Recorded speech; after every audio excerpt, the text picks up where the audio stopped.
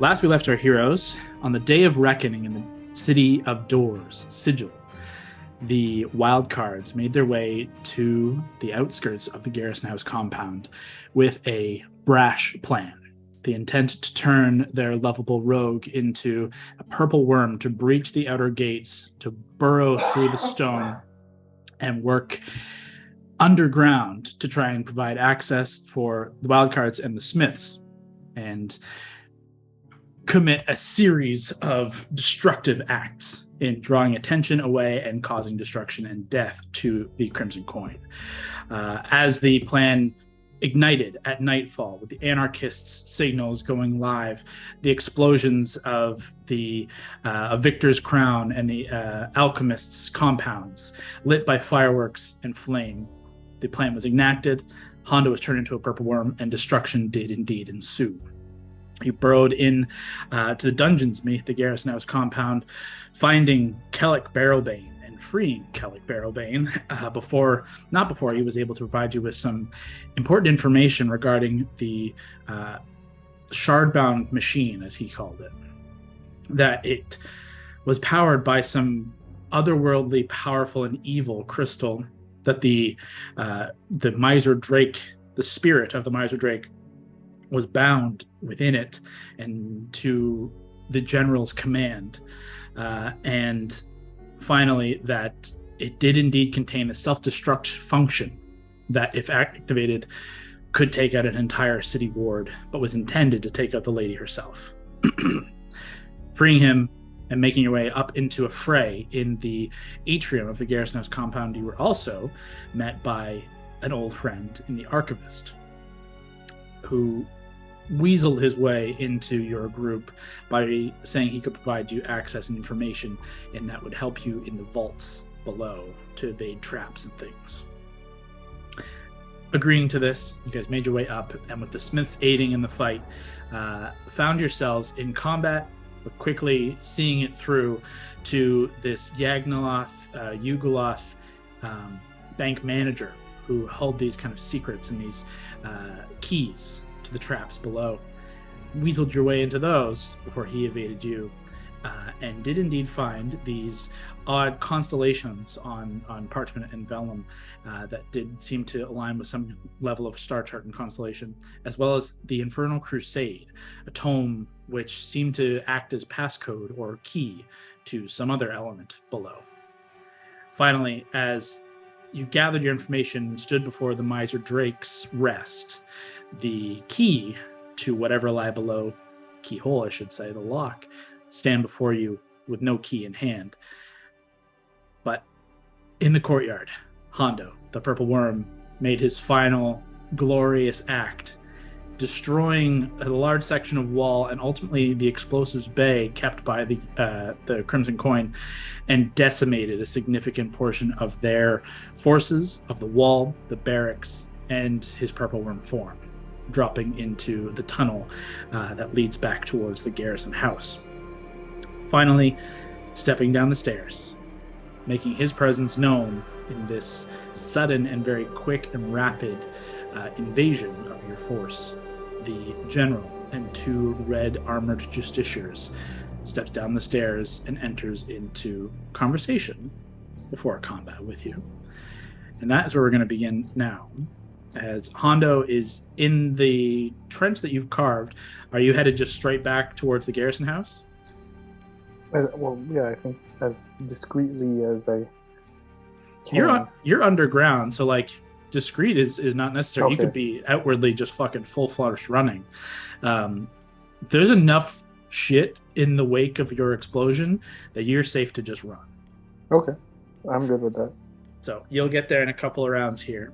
However, in the atrium of the Garrison House, the four of you and the gathered kind of Smiths and Silver who are scattered around the space, is there anything you're doing as the general steps the final couple steps down into the main foyer?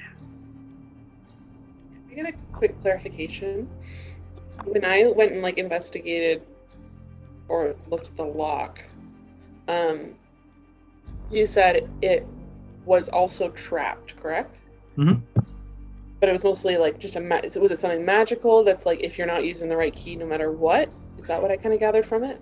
No, As opposed to like a trap that you could be disabled? You gather that it's not a trap that can be disabled. However, it's completely overwritten by using the correct key. And if you roll a high enough Thieves' Tool check to trick it.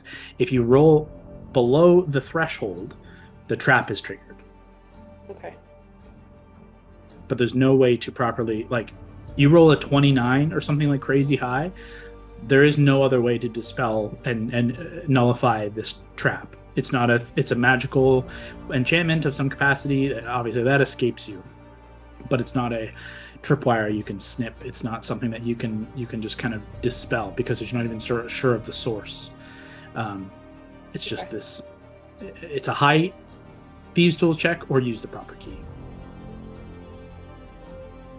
Quickest aside, this will be episode 92. This is session 150. We talked about it last game. This is our 150th session together. Yeah, it's been a long time. Crazy. A couple of years of D&D, a lot of sessions, a lot of shit going on. So let's kill our party, y'all. Let's do it. 150th TPK seems right. Yeah, wow. This really actually worked out for a good milestone. Okay.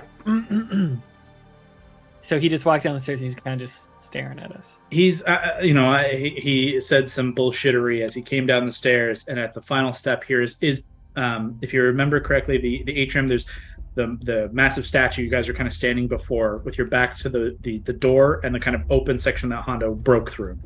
And then there's kind of a space. Then there's a bank teller like line, right? Like where there's like spots where you would go to see a teller. And there are two gated doors. On the other side of the teller is where the stairs come down. And that's where he and the two justiciars are. With your high passives, for the most part, your whole group, you can see that several of the smiths have taken kind of cover in the security room you came from and are kind of angling to look out, and kind of you see Silver trying to get your eye and just kind of like is like nodding his head as like, what do you want me to do? And he's just kind of waiting for some signal. But you guys have your whatever you want to do here. If you want to do something before the general, now's the time. I'll just kind of at my side, reach out and kind of do like a hold hand signal. Okay. The general kind of looks about, says something quietly to the justiciar on his right, and they begin to head back up the stairs. And he says something to the justiciar on his left. And they begin to kind of come around the left side, and he begins to come around the right side, or his right, their left, your left, your right. And they begin to kind of come towards the main space, as he says, "Well, you certainly made yourselves known. I commend a brash, bold entrance such as this. I didn't have much of a thought of defending against a purple worm. Didn't have to think that was ever going to happen. It's a mighty trick."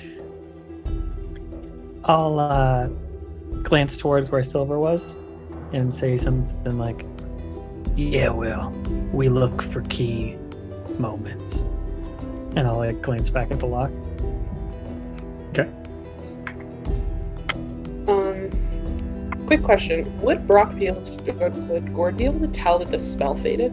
Yep, absolutely. When the spell dropped from Hondo, the need to concentrate, the spell has abated. So Gord is... And we all heard a huge fucking explosion. You would have also seen through the fucking hole that Hondo carved in the wall. It's like on the beeline to that spot. So you would have watched, or at least partially seen, for most of you with high passive perceptions, big explosion, worm dissipating. You have no eyes on Hondo, unless you actively tried to look. But you would have seen that, like, okay, hopefully Hondo's alive and moving forward. I could use my earring to contact him, right? Yeah, Just you're, the If we're you're within at 500 this feet. point, you're just fucking sprinting through the tunnel you've created. If you want to try and earring that, you certainly can. Yeah, it's like, I'm in the tunnel. I'm okay. All but Boone hears Hondo's voice, reassuring them of his status. Hurry the fuck up, shit's going sideways. Awaiting next orders. As Hondo continues sprinting, it's going to take, you're very fast, so it's not going to be long before you arrive. The general kind of gets through the door on the other side. The justiciar gets through the door on the right side. Says, so, what's the plan now? You made your way in here, as I say, in explosive fashion.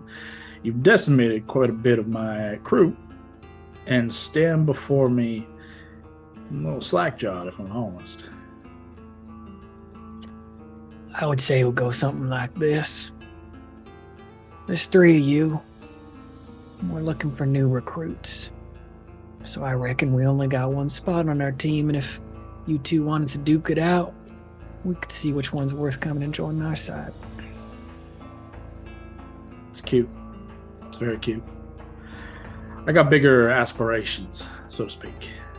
Your group's a little small. Your loss. Haven't lost yet, son. But you're getting scared. I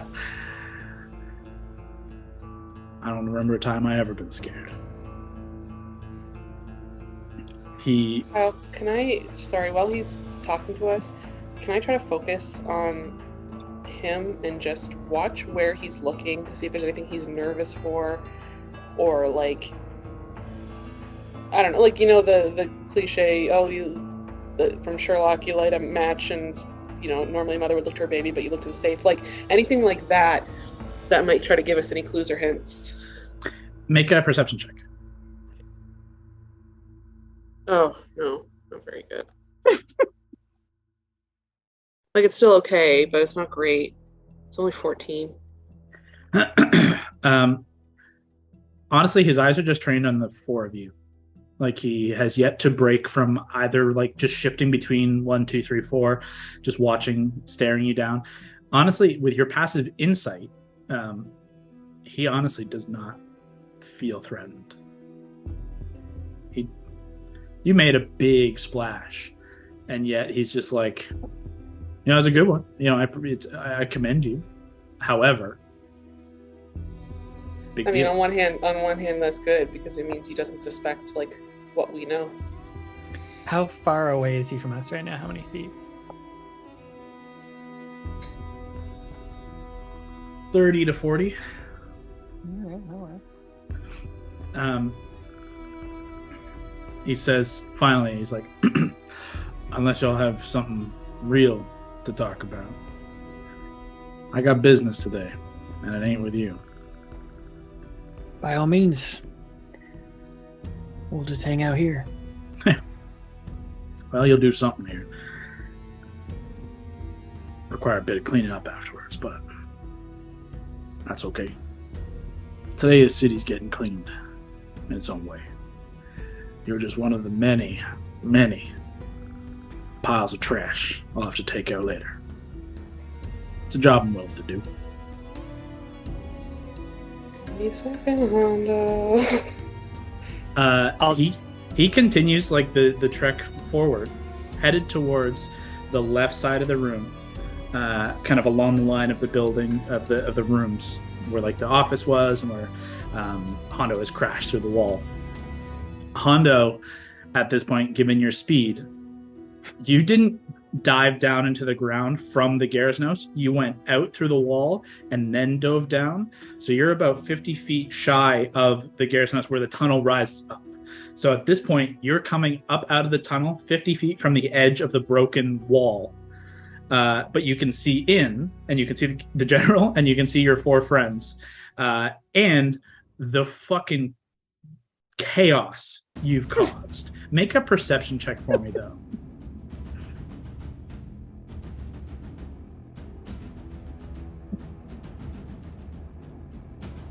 $16. Plus a lot. Plus, I think my perception 14, yes, 30. You see the chaos you fucking caused. There's a mess. People aren't even recognizing that you're a threat yet. Like, there are people near-ish, we'll say within 30 to 50 feet of you, but they're like pulling themselves up, helping other people get away from rubble, pulling like big chunks of rock that has been thrown 200, 300, 400 feet and landed on bodies. They are in like just try and cover their asses mode and try and help their fellow man for the time being. And currently there are no other combatants. Like, the Smiths are not currently fighting out here, as you guys have kind of changed plan midway and they started fighting inside with you. There was some fighting back at the tunnel. Everything has kind of changed after Hondo blew shit up. However, you can see your friends inside. You can see it building to some kind of moment. But last thing you catch as you're you come out of the tunnel, you quickly survey everything, watching for threats, watching for moments of what you catch as important. You see flying through the air 4 specks. You see just gleaming across the sky 3 silver-backed items, creatures, things, you're not sure, at the tail of a rapidly flying humanoid figure, landing, like coming out in a trajectory directly towards you. And as you take this brief moment, they're moving at such a fast pace. You watch as indeed Mordenkainen with his like these cape and robes just fluttering behind.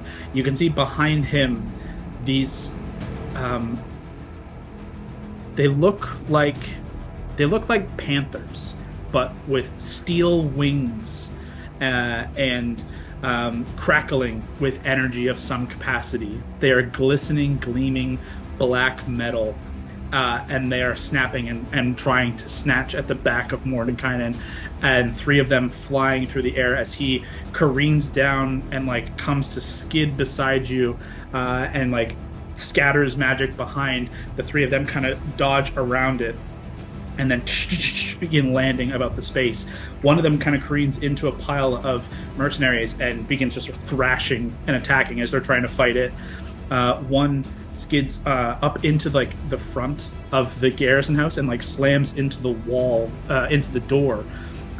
It buckles from the inside. The 4 of you hear this into the door behind you. You have no indication as to what that is, but you watch the general hand like kind of suddenly draw a blade and see him kind of prepare for battle stance, half paying attention to you, half looking outside. And the last one lands like right in front between yourself and Mordenkainen, as Mordenkainen looks to you and says, "Well, I got your message," and is in the midst of like trying to fight this creature. What are you doing? Well, first I say it's about time, you old hag. And his head pops out of the hole. Okay. Gotta think about this, because I could stay covered. Under goes bullet time.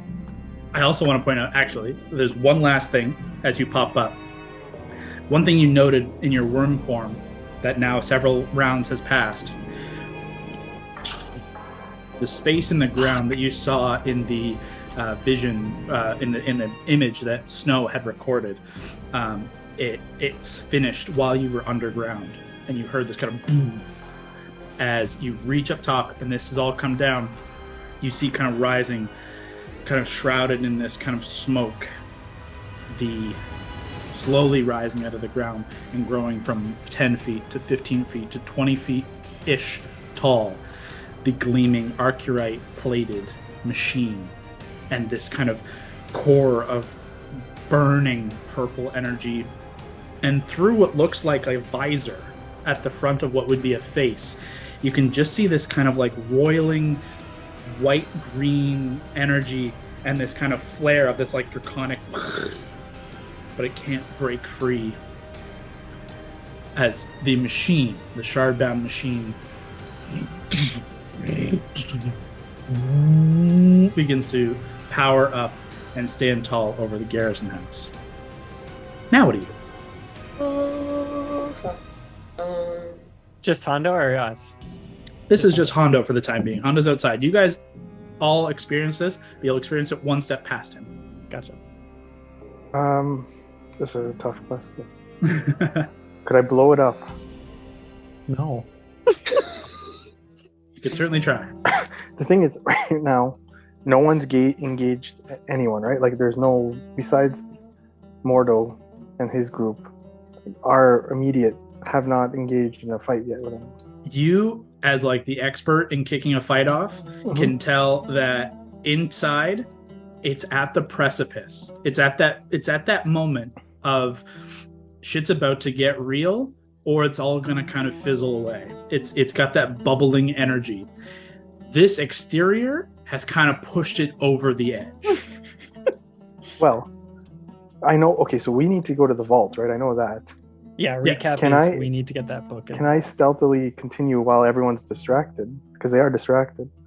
To get inside? Yeah. No. The only way in is blatantly obvious. If you did something to make yourself invisible or create some other other form of obscuring yourself, sure. But openly, just like in the open air, no. There's 1,000 eyes on you. Because I know the general can see invisibility, right? Like, I'm pretty sure. You're not sure, honestly. I don't think you guys have had that. He's very perceptive. You're not sure if he has a literal like true sight, or the people who had true sight were the kind of alien, like bald-skinned, almost like mind flayer like creatures. We're not there right now. But you're not sure. Okay, so I'm gonna try. Can I do two things? Mm-hmm. I want to do like sort of like a distraction. Okay. And then I want to go invisible and try and get to the vault.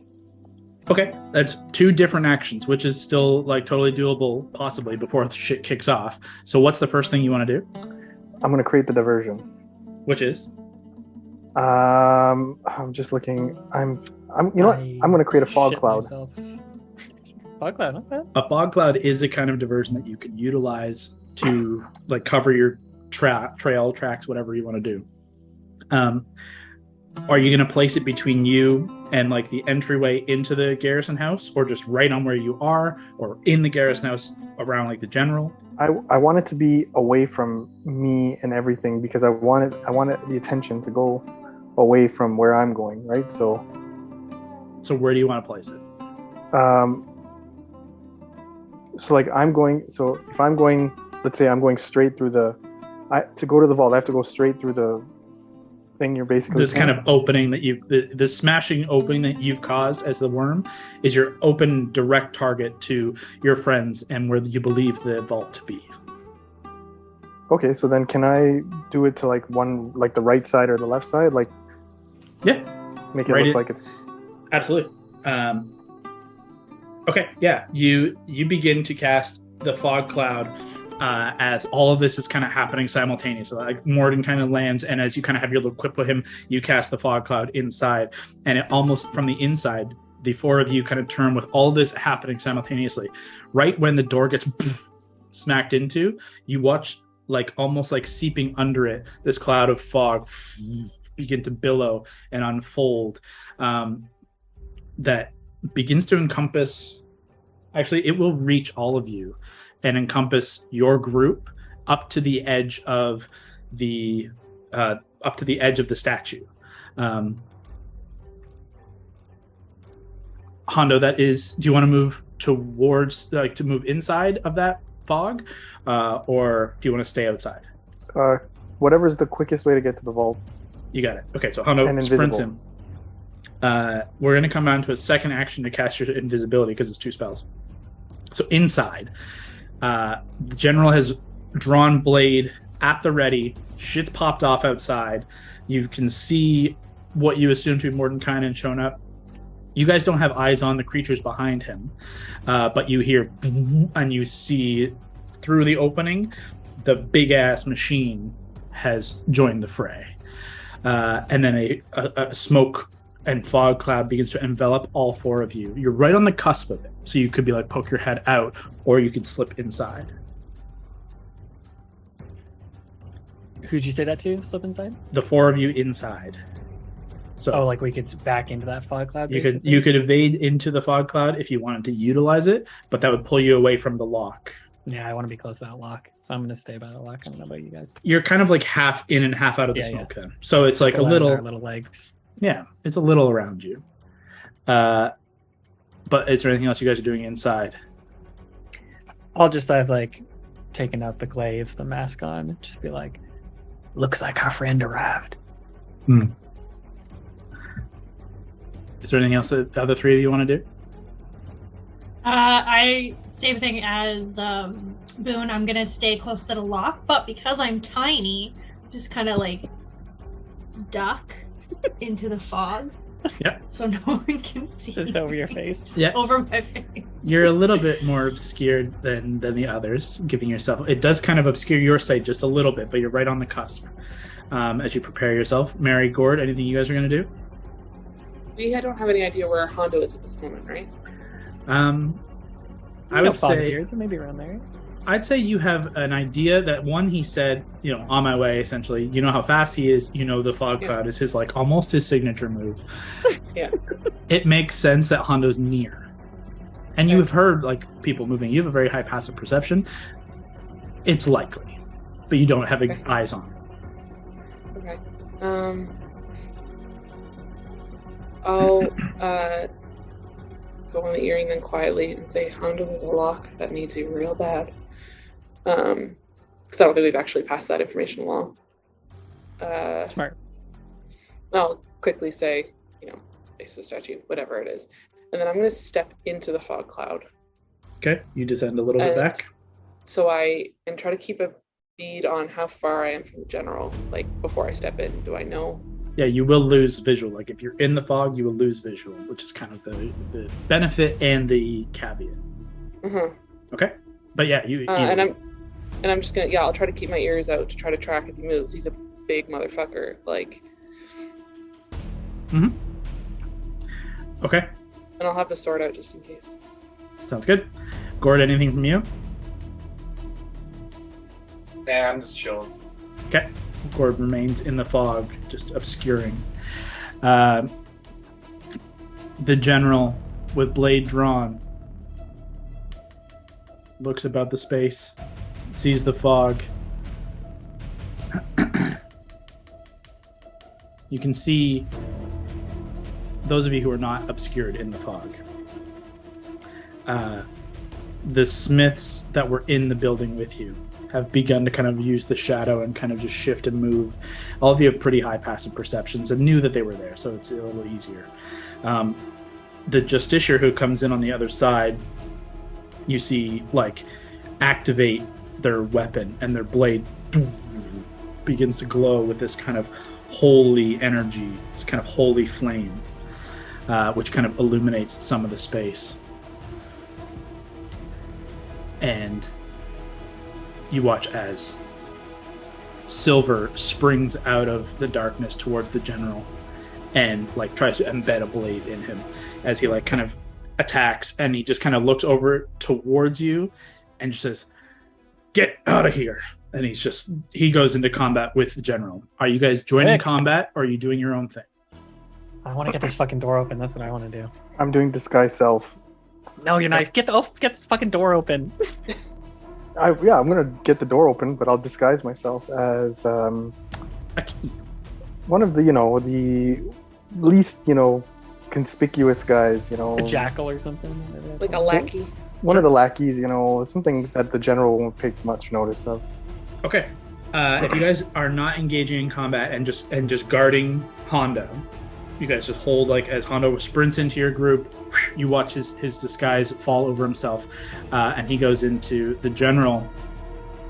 Is battling with Silver, and I'm gonna play out a little over here to see how that goes. As Hondo, go ahead and make a Thieves' Tools check. Okay. If it starts to go very bad, which I'm sure it will quickly, Kyle, I'm going to be getting ready to cast darkness over the general. Ooh, Honda, very good. Okay. Do you need me to check what the modifiers? Thieves tools check. I do actually. I want the total. Where would I find thieves tools check? So actually, sorry, it's probably not written anywhere, but you have proficiency and your dexterity. So plus 11. So proficiency is plus 5 dex, so 11, yes. So 18, 11, 29. 29. 29. Okay, we'll come back to that in a second. Let me roll a little dice to see what happens over here with these two. Did you expertise that, Kevin? Ooh, let me check. Like, I think your expertise in lockpicking. I could be wrong, but if so, that's double your proficiency. Let's see. Where would I even see you if I'm an expert in that? Second. There's a way to do it. I just don't remember how. I think last time we checked. I would Yeah, imagine your proficiency bonus is double for any ability checks you make that use any of the chosen proficiencies, perception, and thieves tools. So yeah. So yeah. So it's over 30. Add another 6. 20, 35. 35. Right? Well.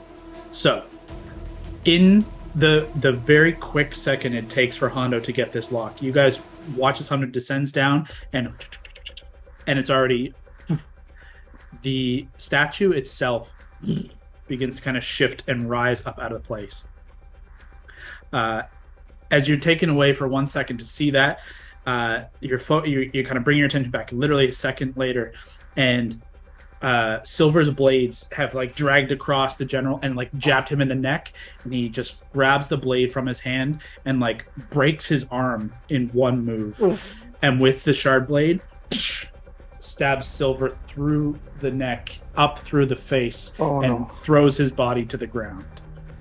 He rolled incredibly well on his damage.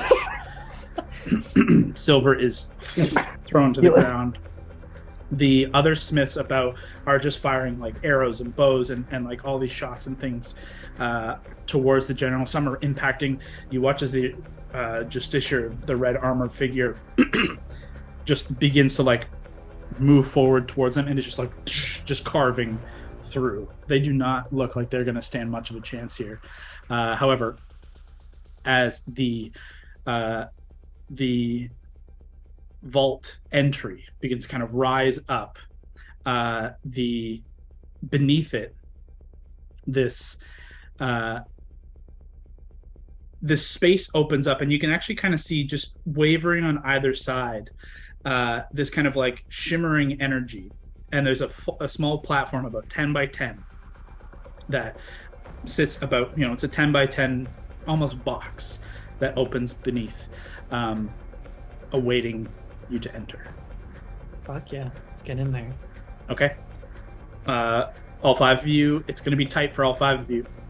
Here's the thing. I was hoping to, before I go in, when just as the general started like murdering our friend, I'm going to try to take a swipe at him. Okay. Then I'm going to We're in the fog. I'm going to need you to make an initiative roll versus his initiative, which I wasn't really rolling before because I did roll it over here. So I'll use this initiative, which I previously rolled. 21. You beat him by 2. Oof. Now, you don't see him kill Silver because you specifically went into the fog. Yeah. But you do hear the rise of the kind of platform, the vault entry that Hondo just picked. You heard the pick, you heard it begin to rise, and even through the fog, you can see the kind of shimmer of something and the fucking dragon statue rising. So, like, shit's happening. You poke back out, like, blade in hand, ready to go, and the general is literally just pulling the blade out of Silver, and his body dead, like, to the ground.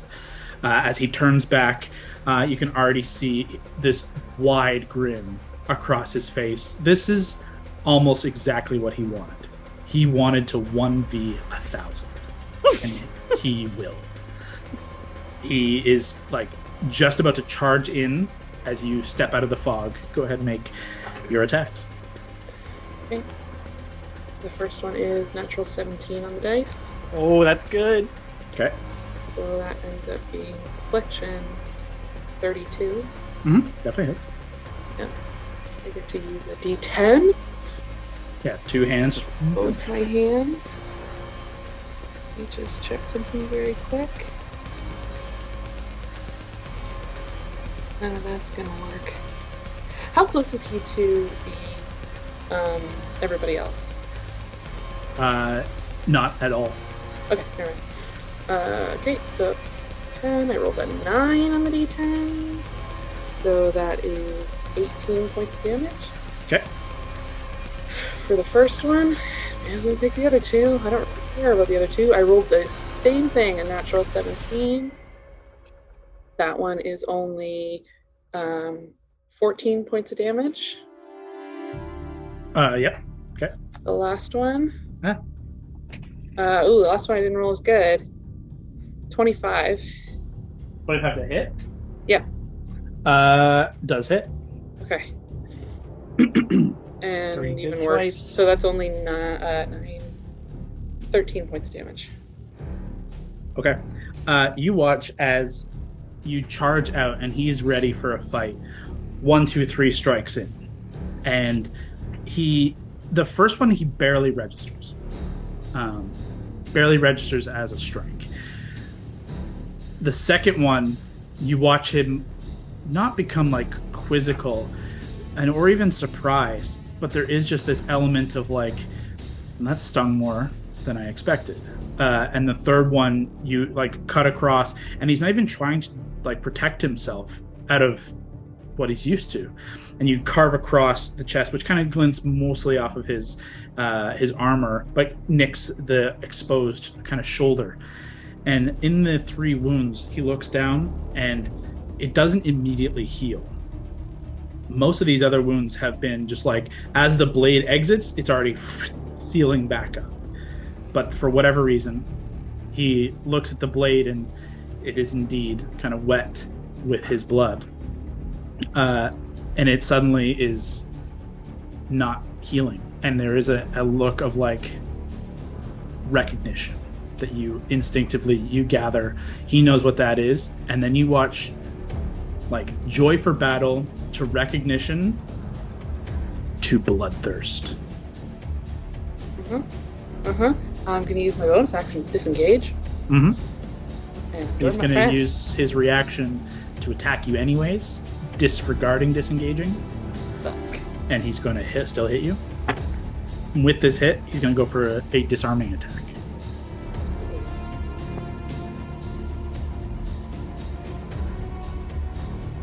.24 to hit. Yep. Okay. Make a strength saving throw. Oh my god. Okay. Strength save. I rolled a 19 on the dice, thank fucking god, and it's a +9. 20 points of damage as he hacks at your wrist. And you, like, were you not wearing, like, bracers of an artifact level, like a legendary armor set, you very well may have lost a hand, because he did it with such ferocity. Like, he roars into the strike, but you managed to grip and deflect, you know, the bulk of the damage into the armor. But you even think that there's like a dent in this magical armor that should never have been there, because this was such a ferocious strike. But you're able to get away. Okay, let's go. The 5 of you slide into the you can't quite see it, but as you touch it, there is this kind of like force field around, but there's an open kind of section, and as it's like it's detected you're all there, it still sits there for a second, and then it slowly begins to descend, but not before the general can get another. Well, can I do something before he gets close? Yeah. Well, roll an initiative check. I've been waiting on this. His initiative is, you were holding darkness. If you wanted to use that, I'd allow you to use that without an initiative check. It wasn't that. Okay. It's only 3. Yeah. You were like, too many things are happening simultaneously. It's all good. You will get your chance to act before it's fully descended. However, he literally rolled like a 19, so he would be right after Mary, and like roars after Mary. 5 of you get inside the basically elevator shaft, and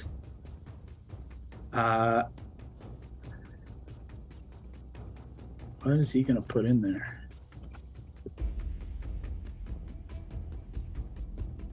Yes, that's what I'm gonna do. That's gonna suck for you guys. He through the fog.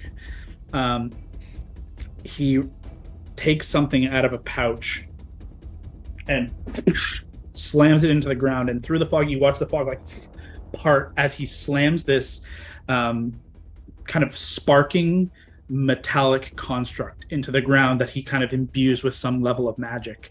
And it sits about 15 feet or 10 feet away from the door where you're at. So 15 to 20 feet away from all of you. Slams it into the ground and steps into the fog as I need all of you to make Constitution saving throws. Are we so close to Boone? Does that still count? You are literally on top of Boone. So you all get Boone's bonuses. Boons bonuses. Bonuses. And we'll see what happens here. Let's call them out. Constitution saving throws. 22. Do I? Is it a +3?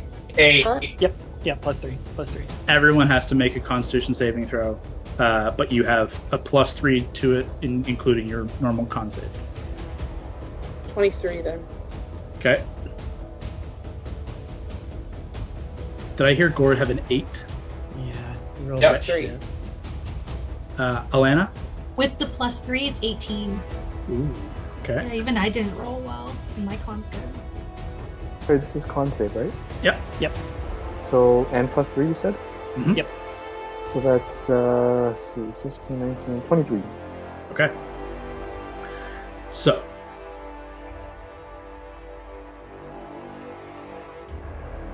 The device, whatever it is, this magical device and magic energy that he imbues within it, strikes into the ground, and you see it just kind of splinter through the fog. It splinters, and you hear the cracking of stone and the marble beneath, and he descends into the fog out of sight.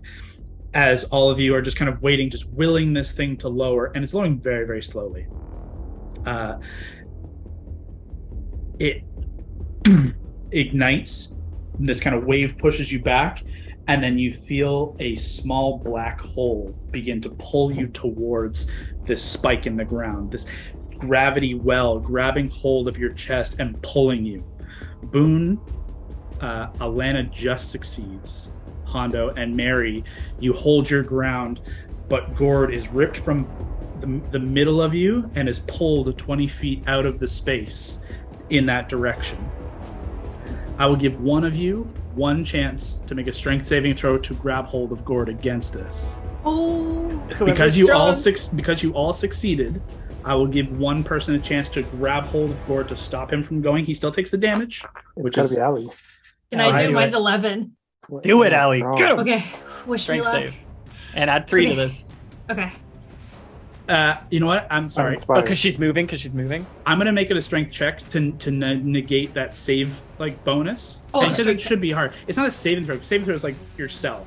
So a strength check, which is still Allie, is still the best option. Yeah. So it's only +5 Not to inspired. grab hold of him. Not on a reaction, unfortunately. 25. Oh my god! Is there a Zero natural natural 20? 20? Pardon? You roll a natural Yeah, 20? I rolled a natural 20 plus the 5, yeah. my god! Yeah, Yeah. like I can... No, it's all good. Yeah? Trust. That's amazing. Oh fuck. Gord, you take 28 points of force damage, Oof. and you are pulled right to the edge. Like you're about to be pulled out of this this kind of slow descending elevator. And as you get just outside of it, you feel Alana just grab hold of your clothes and like your arm and grab hold of you, and is literally like Captain America trying to hold back the fucking helicopter, holding you, arms flexed against a literal gravity well, and is like planting her feet down. The three of you inside hold on to Alana to pull her back, and Gord is just pulled back inside as the elevator descends. Gord, you watch through the fog a blade slice awaiting to attack you, and it just misses past by centimeters in front of your face as you're pulled back inside, free of the gravity well, and the elevator descends into darkness. Can I do something? Mm-hmm. Can I use the wand of protection to cast Wall of Force to try and like seal the top of this elevator? Do you have to see where you cast it? Because essentially there's a platform above you, like you're inside an elevator.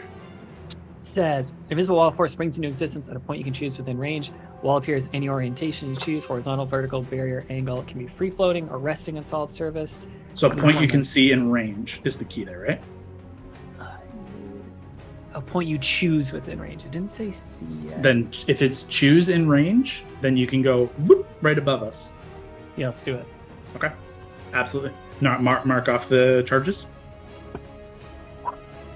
And you have no idea if it's worked. You have no idea how the orientation has worked. You're not sure. Never even fucking used it before. You have no idea, but you just instinctively think it has to do something. So the charges are gone, and we'll see how that plays out. As the elevator itself descends, it descends very slowly until reaching about 30, 40, 50, 60 feet down as you're slowly descending. And each time as it slowly is descending, it's like a slightly floating platform. And as your weight kind of disperses, it does kind of tilt, but it never fully tips. But it does brush against the energy barrier that is very similar to that of like a glass cylinder or a magical cylinder of force. But it does come to rest. And you see these ripples of energy kind of cascade around this very tight room with all of you inside of it now, very much just standing on top of one another. And the cylinder remains. And rising from the platform itself, you see like the metal kind of shift and rise up a platform, 4 foot tall pillar, kind of takes up the space that would lead forward. And on its face, you see 4 inches square, a square of metal kind of on an angle that is segmented into 9, like a tic-tac-toe face or a Rubik's Cube face. It is sheer clean metal, with the exception of a couple of, like, you can see like a dot in the center of each square to like indicate the squares themselves. Otherwise, beyond you is black. Can we use this to like draw the 5-point constellations we saw like from above? You can certainly try. It looks like that. Oh, fuck. That's what I just drew, actually. If you pull out the star map, does anything line up? Looking at the 5 star map like drawings that you have, they all could fit on this hand. So I'll try and do Starcrest. Like if I look at that map, I'll try and do the Starcrest one. Okay. Okay. Starcrest looks like that. Can tell if that's backwards to you guys. No, that's right. No, that's right. What was the Maybe they have to line up. So maybe it's like if this goes do, and it ends here, is there another one that starts there? Make a investigation check as you kind of look at them all. Oh god, I'm so bad at these guys. Oh wow. Okay, it's a 19, so subtract 1 is 18. Actually, none of them start in that point. So that could be the last one, maybe? Almost all of them actually start on the left 3. One of the left 3, with the exception of Gem Drake, which starts in the bottom middle. What was the passphrase thing? Like, does that have something to do with Greatest this? victories require the greatest battles. Okay. So, but I mean, that's not going to line up with these things, which seems like every time. So there's 3 that start on the left. 1, 2, 3.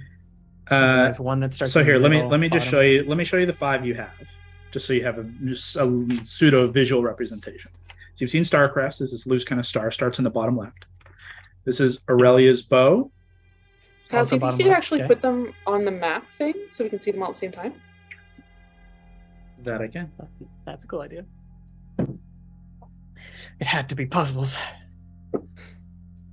Our one weakness. Our one weakness. He knew this whole time. Riddles Gordon we're good at. Gordon Mary crushed Gord all got the riddles. If it has anything to do with a clever puzzle, it's gonna have us stuck in a wizard tower for 45 minutes. Okay.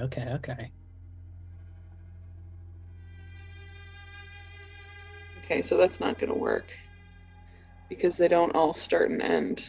Like they'll start and end in different points. I want to point out one element to all of this. Sure. These 3 on the bottom are slightly charred. It doesn't seem, because you acted quickly, it doesn't seem like any of the constellation itself has been lost. But just in terms of where you found them, those 3 were in the fire. The other 2 were on the desk. Got it. Okay.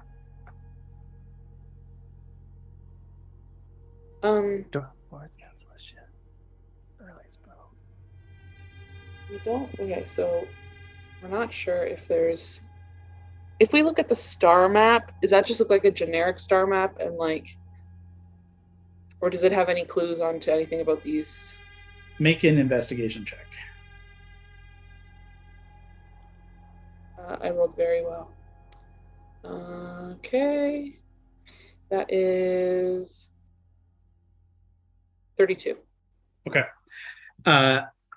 There's the star chart itself is like what appears to be a normal star chart. It doesn't look like anything that would, I don't know, be out of order. Though you're not exactly an expert, it just doesn't, surprise you as like, this seems like a normal star chart. Like a standard star chart, kind of like. Yeah, like even some of these constellations, they sound familiar to you. You just never properly studied them. Like it's just not something that you've actively looked into. But like, you've heard of these constellations, at least some of them. You haven't heard of Gemdrake or Starcrest. Those are kind of weird to you. But the bottom 3 definitely. Most of you actually have, especially the 2 pirates. You guys would have known constellations absolutely to be traveling the stars, traveling by the stars.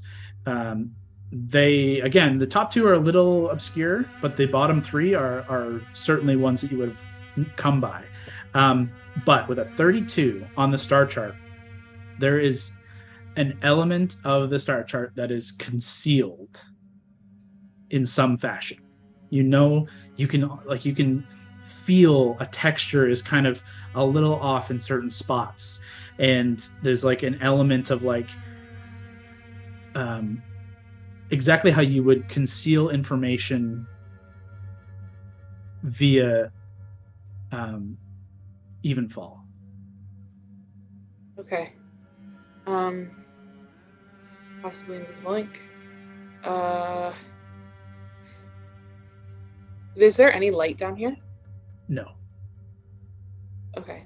The only light you're getting is from this the tube that you're in, this like cylinder of energy, gives off a faint magical aura that's kind of very faintly lighting the space you're in with like this kind of faint blue light.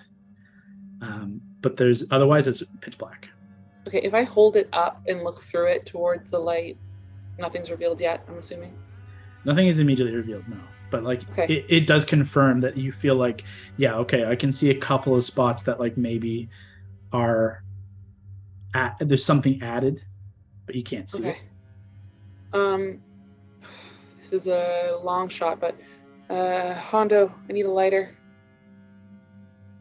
What's a lighter? Oh, his lighter thing that you made him? I made him. I'm going to try to I'll keep it far away, but I'm going to see if I can try to warm it up without it catching fire, if that does anything. We're going to call it just a straight dexterity check to see how you can do that without burning the whole thing. Yeah. Wait, doesn't someone have pressed it too? I rolled well. I rolled a 18 total. Yeah, you're able to keep it away. However, you don't see any change after a few, 30 seconds or so of kind of loosely trying to heat it up. Okay. There's something on this map. I'm not sure if there's a way of seeing it magically or what the fuck it is. I don't know if anyone has any solutions, but we know we gotta keep moving. I have Dispel Magic. I don't know if it's magically. I'm almost wondering if they need, if they go on top of each other, do they look different? Each one has a point. You notice each one has a circle point? Yeah, that's important. The point that it starts or ends.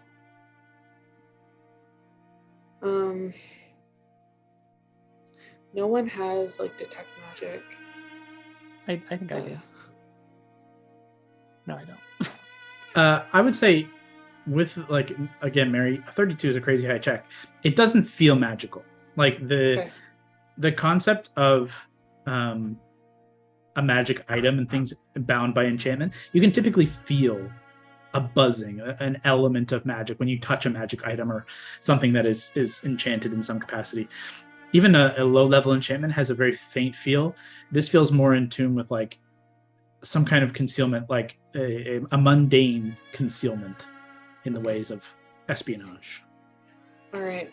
But definitely something a little odd. Fellow criminals, any ideas? Like, do these look like letters? Like Mount Celestia could be an M. Or they could be numbers. Like the Dwarf Lords could be the number 4. Gem Drake could be O. I think until we find what's on this map missing, it might not come together. But there's something fucked up about this map. I'm just trying to figure out how to reveal it. Sometimes, heat would bring it out. That didn't work. You can use like invisible inks that only certain things can see. That's typically more on the magic side. What if I tried just placing it on top of the little pillar? The chart or one of these like pieces of slips of paper? The chart. Well, the chart is pretty big. Like, oh, okay. It's like a map. Gotcha. And the panel is 4 by 4 inches square. Okay.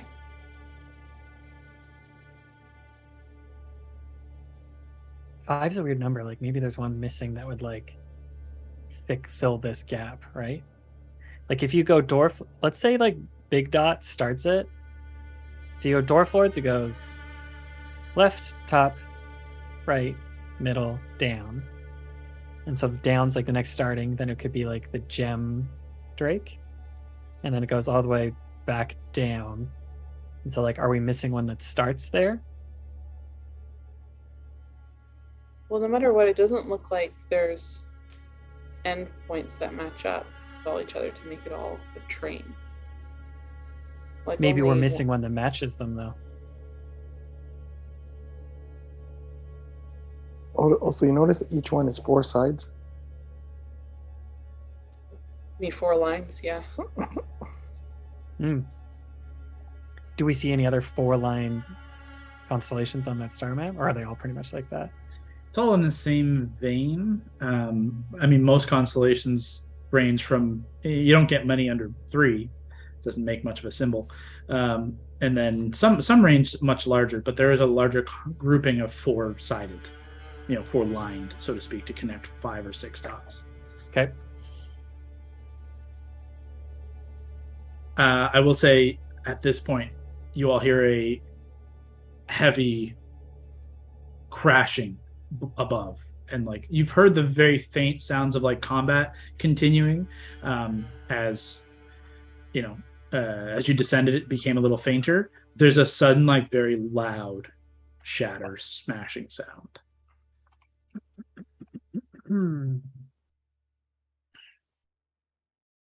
I mean, if we did it alphabetically, Aurelia's bow would go first, then it would go Dwarf Lords, Gem Drake, Mount Celestia, Star something.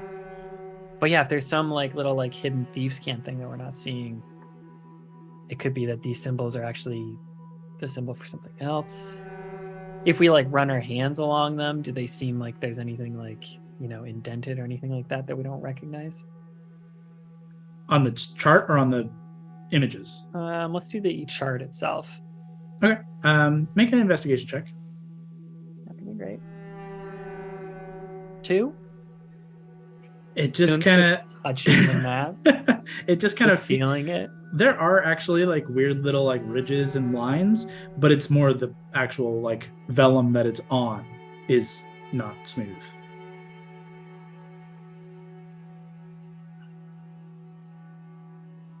When you showed us the square thing, the podium itself, was there a dot in the middle square?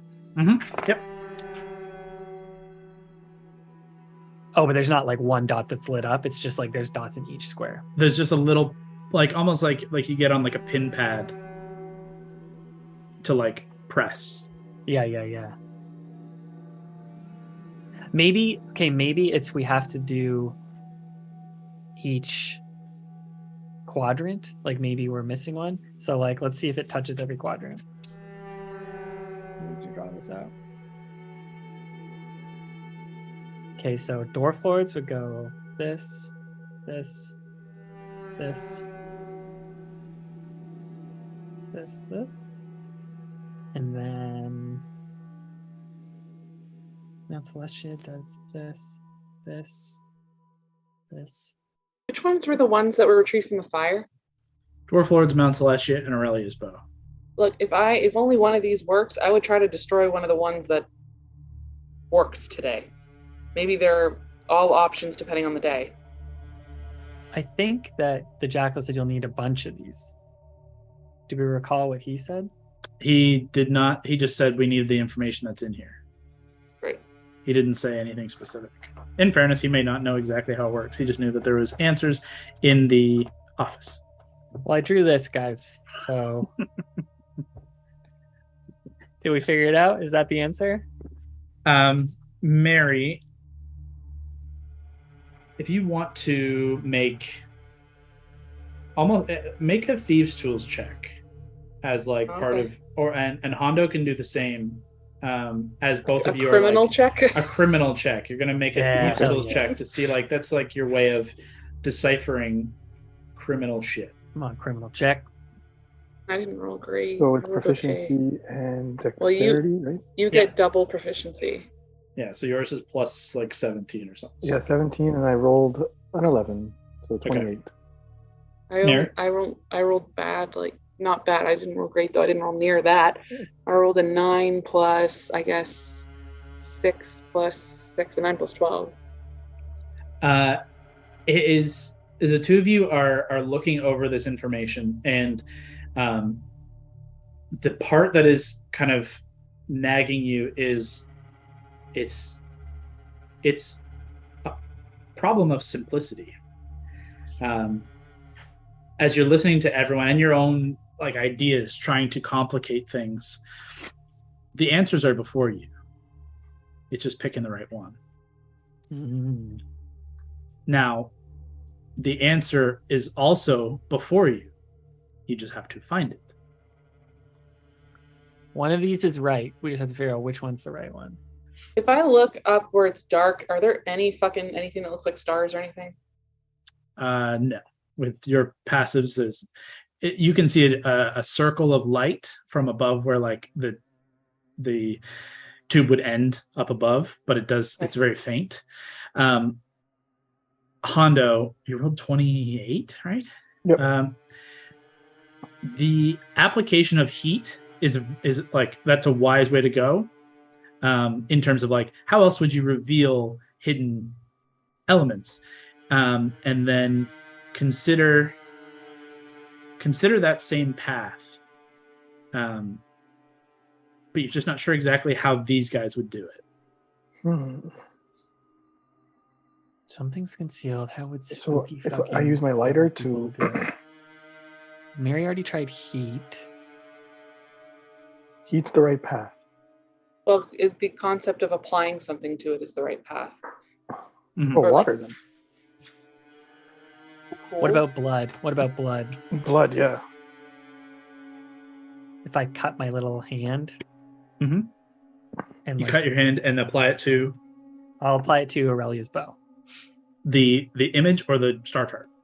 The little star chart thing, like the what is on the screen right now. Oh, so like just the piece of paper. Well, the star chart is the thing that has hidden stuff on it. Okay, then I'll do it to the star chart. Sorry. As you kind of find Aurelia's bow and you bring your bloody hand across, take a point of damage. Yep. For cutting your hand open to create this. You find Aurelia's bow, and as you bring your blood across, you smear blood across the star chart. But in the blood, you watch as 4 pinpoints light with gold. Like the blood changes color to gold in the 4 points of Aurelia's bow. Fuck it, good enough for me.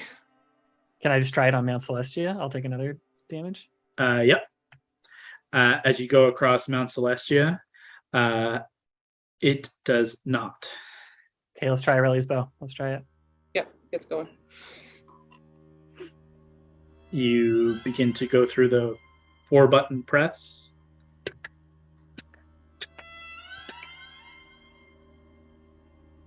Nothing seems to happen as you do the 4, and then with just the last second realizing it's a double press, you press the last one a second time. Oh yeah. The room beyond is revealed as light kind of begins to filter in, and you see the wall of force before you just kind of dissipate with a fading of light.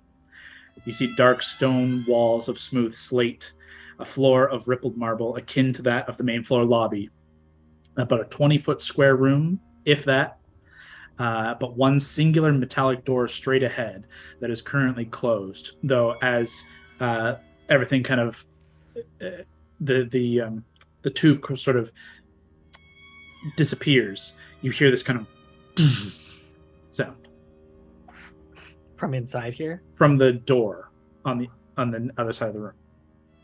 Like I will sounds just like powering down. Oh, okay.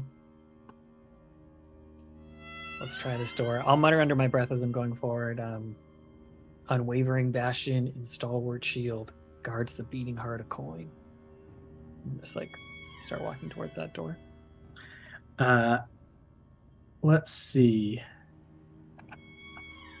Mary, Hondo, and Gord, as you guys kind of exit out into this room, there's about a 5-foot hall before this massive like plate of door. This just like metal slate essentially, but just tucked up and barely visible in the shadows, but you guys are all incredibly perceptive. You can see there's this faint kind of translucent orb that is just kind of sitting out of the stone by about a ½ inch. And even at a distance, you can just faintly see, it kind of reflects the light. There's this faint like eye inside of it. It's fucking creepy. Is that gonna attack us? Is that? Can we try and pick it up? It's in the ceiling. Maybe It's like check for embedded traps. in the ceiling. I could use To the Whisper security to get camera? there. Just a spare eye. You want to check for traps? Check for traps, Hondo. You can make an investigation Okay, check. I'll do a trap check. Investigation will do. Rolled a 15. Plus your investigation is a lot. Yeah, it's 13. It looks not like a trap, and the door itself is also not trapped. Unlocked and unguarded, untrapped by the proper entry of the key. Up there, though, it doesn't look threatening. However, what you do piece together, no, actually you don't. I take that back. It resembles like an eye embedded in the ceiling, and it just seems to reflect everything like a crystalline structure would, like you're just seeing yourselves below it in like this kind of weird warped sense. I'm going to take the magic carpet up, and I'm going to try and pry it out of the ceiling. I will say, to take the magic carpet out is going to take a couple of minutes. Oh. You guys Okay, are then. more than welcome to do it, but it's just extend the time. How about then I did just you- pull out Whisper and throw it up onto the ceiling and teleport? You can teleport, but you will immediately fall back down because there's nowhere to hold on to. It won't Did you stay in say the that- ceiling? No. Not as soon as you apply your full weight to it. Did you I say mean, you also that could just try the to door's murder unlocked? the eye. The Did door. you say the door's unlocked and not trapped? Yeah. So why don't we just go through the door and try and figure out what happens here? Because you guys were curious about the thing. It's scary. I'm gonna try it. Okay. The door is incredibly heavy, you notice, and there doesn't appear to be a keyhole or anything. However, you're pretty strong, and as you just kind of put your weight into it, you like go to like grab it, but then you go to realize, oh shit, and you put your full weight into it, and it does kind of And inside you see another long kind of hallway before you. There's a 10 or 15 foot hallway, and on the inside of this room, as the door opens, you can see light kind of begin to just filter in, just activate it. You can see immediately in the middle of the room, there's this kind of raised platform and another one of those same key pin pad pillars on top of this stone dais. On the left and right, you can see are kind of barred cages that, as you kind of slowly kind of look in, they seem to have like lock boxes in each of them. Everything is closed and shuttered, but it is kind of like a safe deposit box room. On the other side of the room, you see two 15-foot stone golems that step forward. And as you cross the threshold into this room, in unison, you hear, "By order of the General, speak the passphrase." In Infernal, can I say back, the greatest victories require the greatest battles? You do. In Infernal, the two golems just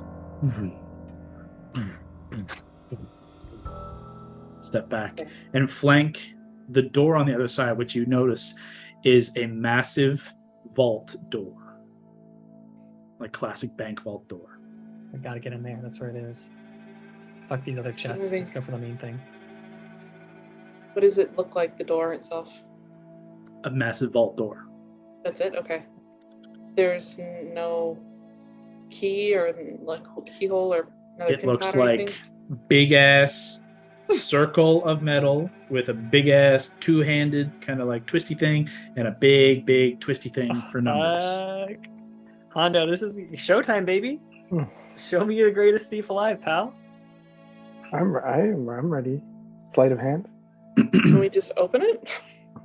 You go to the vault. Go up to it. Yeah, let's go up to it. Yeah. You go to turn it and just no effect. No effect like it's just too big, or no effect like it's obviously It's locked? Well, it's locked. It's a vault. I'm just checking. That seems like a dumb question. Okay. Can you try, Hondo, as if you're some Parisian art thief, can you try and put your ear to it and like feel for the tumblers to go? Yeah. Let me try. Absolutely. Okay. So, So here's what it's going to be to do a lock pick of a vault door is going to be 3 consecutive perception checks for each tumbler, and each gets progressively harder, as you would expect. Failure will impose a cumulative negative penalty as it gets harder and harder each time. Oh my god. If it's a big ass door, if Hondo's doing it, could I also put my ear to it just to try to help him try to listen? I'll give you advantage. That's what I mean, like to give him Good advantage. Good Mhm. call. So, perception at advantage for the first one. Come on, H. 5, Okay. but Kate. you said advantage, right? So, Yep. 16. Okay. Plus your perception is a lot. Very 14. quickly, between the two of you, almost like within like one turn, got it. You're both very confident. You look at each other, nod. Make another perception check at advantage. Okay. 7 and 12. So 12 and 14, 26. 26. Okay. The two of you look at each other and wait, and there's a long pause where you think you may have passed it before you got it. Oh, At this point, as you guys are about to continue to the next one, both of the golems kind of turn and look down at both of you, like flanking the door on either side. They seem to have taken an aggressive stance. Should we kill them? Keep going. Get the last one. Okay. Just be like ready with the glaive. 14 14. and 13. So 14 and 14, 28. The 20, what was it? 24 for the final lock you beat, and you hear it click into place. And you guys go up to like kind of reach to unlock, and both golems reach down to grab at both of you on either side. You have seemingly done something incorrect here, and they have turned hostile. Oh, Jesus. The lock is unlocked, but both golems grab hold of Mary and Hondo, and we can roll initiative. Oh, my no. God. Darn. Okay, anyone have a self-destruct? Yeah, you just have to get inside them. Just like an electrode, just blow up. I mean, You do have an They're electricity technically- thing. they're are they stone? So we know the book is inside. Gord, the goal is Gord has to get inside and memorize the name of you-know-who. And then we can And then I have to murder it. murder the book with the sword that's wet with the blood of him. I will say, Mary, this is a key piece of information. Blood will dry Yeah. over time. Can you Blood use a will hairdryer on also be expended on other creatures should you use it. Yeah, I wasn't planning on using the sword anymore. it? Okay, smart. Just something to keep in mind. Okay.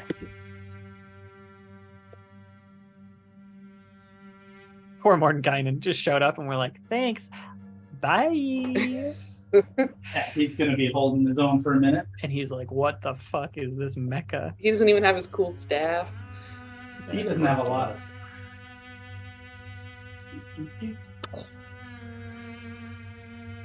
Just shouts to Hans and the whole team with this Dune soundtrack. It's just fueling this game right now. Yeah, it's really good.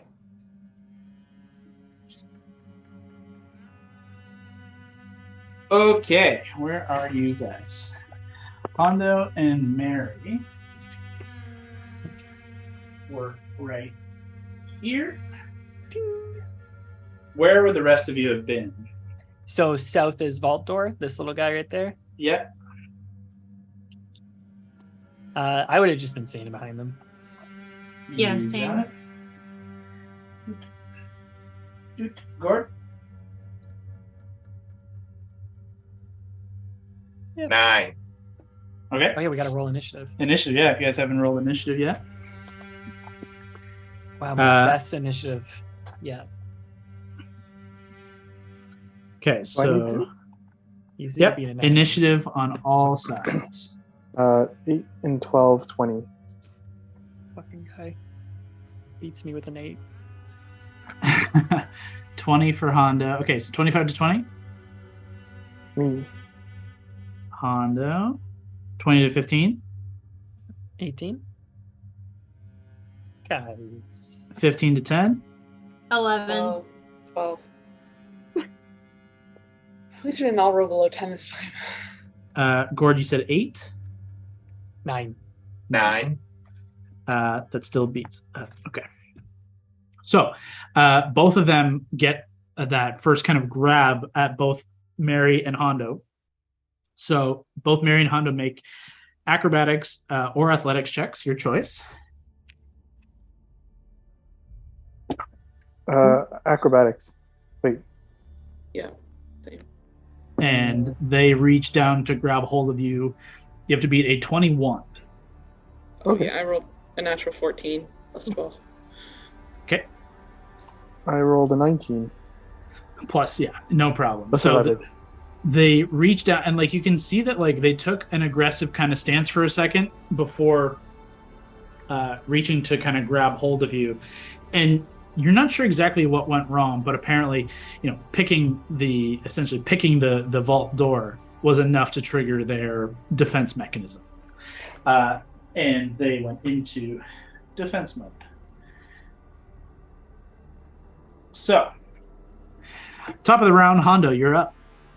On the left side of the screen. I'm still apprehended though, right? Nope, that was that roll there. You managed Okay. to dodge the grab. I will drive Whisper into the one closest to me. You got it. You turn around and go to stacks. Go ahead and make an attack. All right, so let's see. Rolled a 15. Yeah, with your Plus- bonuses, definitely hits. Yeah. And do I get sneak or no? You do, because Boone is within 5 feet. And I can do the psychic blades. You can, yeah, if you want to. All right. So that would be 66 and 3d4. So one- Expend the charge of the psychic dice for your bardic inspiration. Unfortunately, they are immune to psychic. Oh, so just one then. Yeah. Okay. Well, the total plus comes out to 25 plus Okay. 8, 33. 33 on the first one. Awesome. Okay.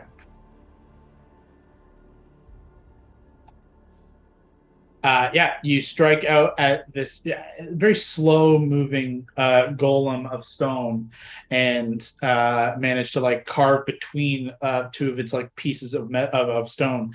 That's your action. The bonus action. What do you want to do? I'll use frostbite.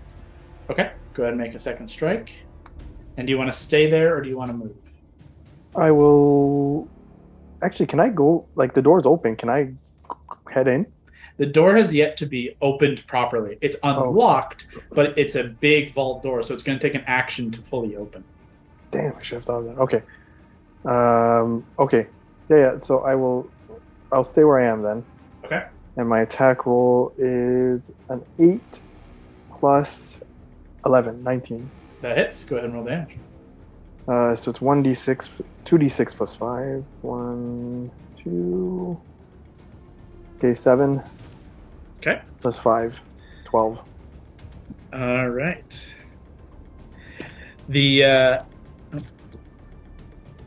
both attacks striking, and the golem makes no reaction, no sound. However, you can see you're chipping away at some of the protections of stone. From Honda, we go to Boone. Mary on deck. Oh my god, it's me. Could I try and squeeze past to open this door? Currently, with Mary in the way, no, because you need that clearance to pull in as the door opens inward, in towards you, not outwards. Then I will just attack the one that attacked, that Hondo just wounded. Yeah, leave the one right side. Okay, so first attack is with regrets, no regrets. It's 25. Yeah, definitely hits. Okay, that is 8 plus that thing I always have to roll. 8 plus this. 8 plus 6 is 14. 14 points of damage. Yep. Yep, And sounds then good. with my bonus. Sorry, quick question. Yeah. Is Regret a magic weapon? Yes, pretty Okay. sure. Let me just check. I just couldn't remember if we made it a magic weapon or if it was It's weapon, glaive, very rare. Oh, if it's very rare, then yes. Okay, great. Using my second attack, I'll just hit this guy again. You got it. It's 20 total. Dirty 20. That hits. Go ahead and roll damage. Okay, this. 11 plus this guy. Oh, great. 11 plus 8 is 19. 19 points of damage. Awesome. And then with my bonus, I'll just use the bottom hand of it, You got it. which is, of course, there it is. 20 total again, but this one is only 9. 9 points. Awesome. Yeah, just like with the flurry of attacks from both of you, you can see both of you, you're like chipping and breaking away at it, but it is stone. It doesn't seem to have any real reaction. It's just stalwart and not moving.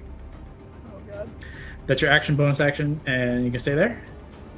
Can I flank around it to try and give room and give like a... Yeah, exactly. No More problem. chance for sneaks. You got it. From Boone Mary, Alana on deck. So with the thought of looking down at the sword, okay, this might dry eventually. Air is what dries blood. I'm going to use my action to go to Alana and put the sword in the bag. Okay. I'm imagining it's like a little airless pocket. Smart. So hopefully it'll keep it from getting dry. Hopefully, indeed. Hopefully, indeed. And then I'll use my free action to draw Mage's Bane instead. Okay. And I guess as a bonus action, although I don't know if that's going to work. I guess you can try. I'll use my bonus action to do a really quick double check look of this door just to make sure there's no other pieces we're missing. Okay. Go make Investigation. an investigation check. Oof, not great.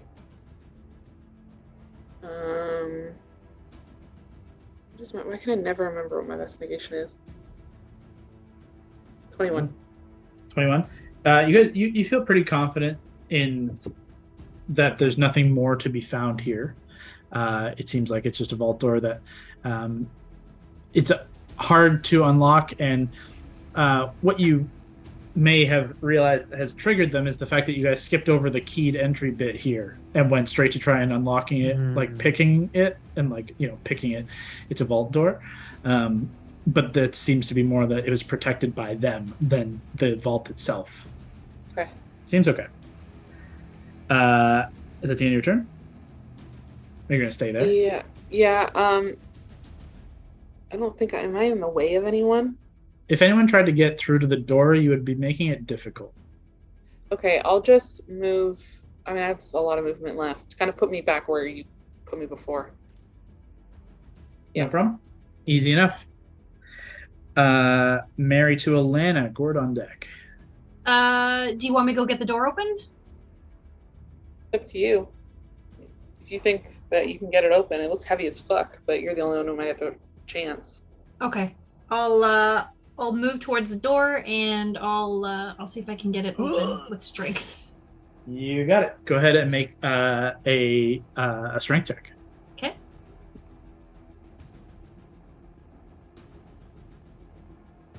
$17.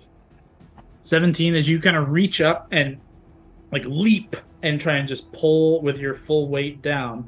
It is unlocked, which makes it easier, but it is very heavy, and even with the 17, it's difficult. But you're able to kind of land back down the ground, holding the one kind of element of the bar. It twists, and from the ground, you begin to kind of backpedal and pull it back, and it does ever so slightly creak open, leaving the 5-foot space that you're in there access inside, but not the full door open just yet. It's still pushing it open. Okay. You can look inside and just faintly see the glitter of gold beyond. That's your action. Do you want to do anything with a bonus or any more movement? Nope. I'll just keep opening it until somebody gets here and goes in. Could Gord get by if she moved? Using the full action, if she ends her turn, she'll be able to push the door fully open and leave access to anyone. Yeah, I'll do that.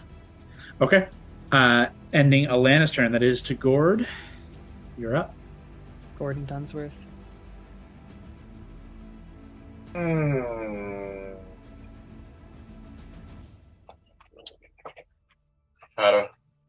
don't know what to do. The big book we want is in there, and you have to memorize part of the book before we can destroy it and kill the general. And there's also these guys fucking us up. I just worry I don't want you to die. So I know, I agree. Don't feel bad at all if you just jump in there and want to go for the book. I was gonna say, can I just start memorizing the book? Yeah. Okay. We have to find it first, but yeah. You're going to go into the vault, though? Yeah. 10, 15. You will risk an attack of opportunity from this fella. That's cool. Okay. He's going to try and take it. With a big ol'... He would try and make it a grapple because he's going to try and stop you from going. So as part of the reaction, it's going to be an acrobatics or athletic checks from you versus his athletics. Can I use feline agility too? You can use it if you escape this grapple, for sure. Cool. Yeah. Okay. I'll do athletics. Okay. You have to beat a 20. 21! Oh! Damn. That feline agility gets you as it's a slow moving golem, but then right at the last second just kind of reaches down heavy to grab and slams into the ground, and you drop to all fours for just a moment to like skirt under, and it kind of propels yourself forward out of his grasp like a slippery little kitty cat. 5, 10, 15, 20, 25, 30. Let me get the other map.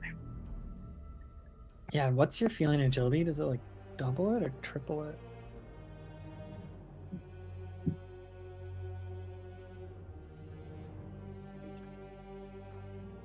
Double your speed. Crazy.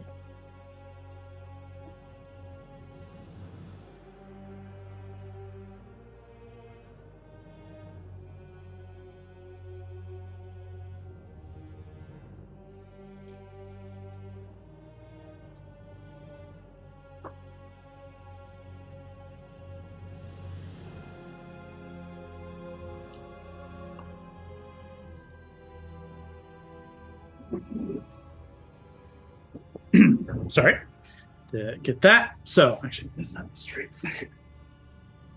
There we go. So that was 5, 10, 15, 20, 25, 30, 35.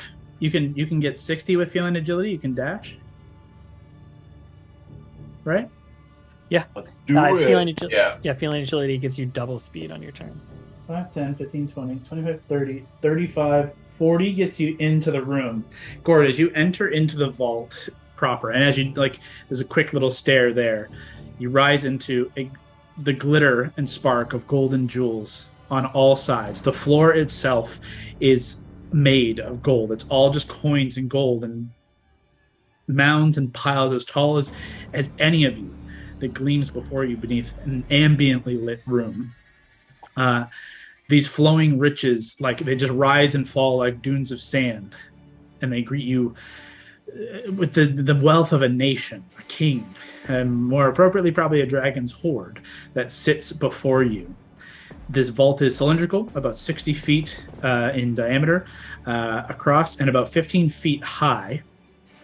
In the center of the room, however, there's a slightly raised dais atop which this sort of oddly demented 5-foot crystalline sphere hovers about 4 to 5 feet off the ground. That's what you see as you enter in. You have another, 40? We have another 20 feet of movement.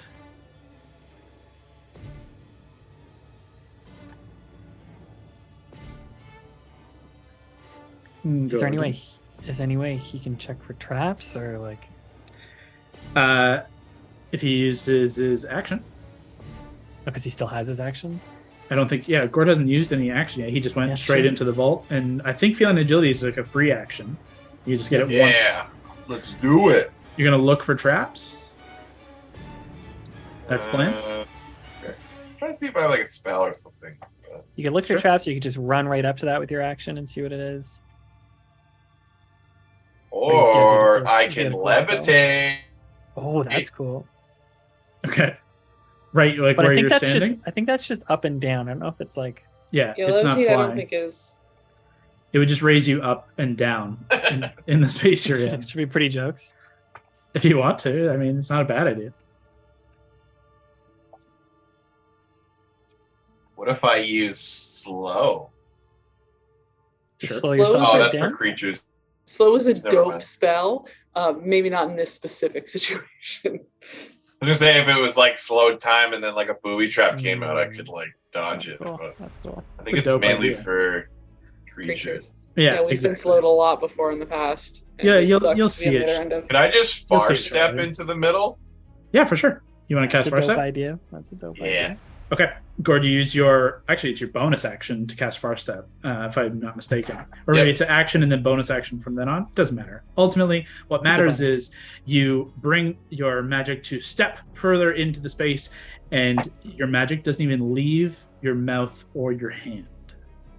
The spell fizzles, is wasted and unused. Oh, it didn't work. No. Okay. So you cast it, but unfortunately, it just literally didn't even begin to come out of your hands, your mouth, your staff, nothing. And as you're standing here, Magic you realize pressure. both of your staves in your hands are mundane sticks. They just feel empty and weightless. It's like an anti-magic zone or something. You still technically have 20 feet of movement. Let's do it. Which way do you want to go? Towards the middle. You get right up to this odd device thing, creature, who knows. But you've already used your action. Unless Far Step is a bonus action. Did we That's a confirm that? bonus. So you do have an action if you want to try and do something.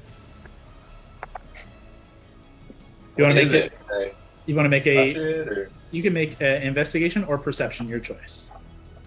Let's do perception. Got it. Go ahead. 20.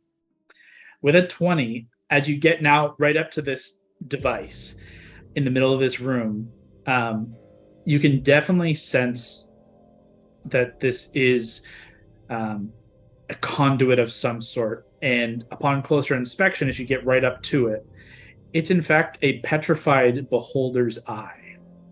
However, massive, and you can see demented and bubbled, and you can see on the backside the like sinew and the veins and the bits of flesh are all hardened and turned this kind of crystalline structure.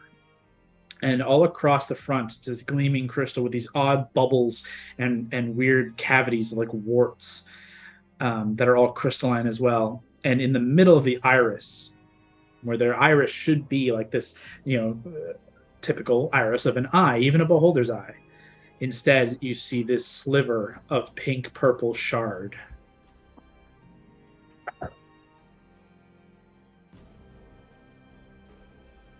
Scary. With Spooky, scary.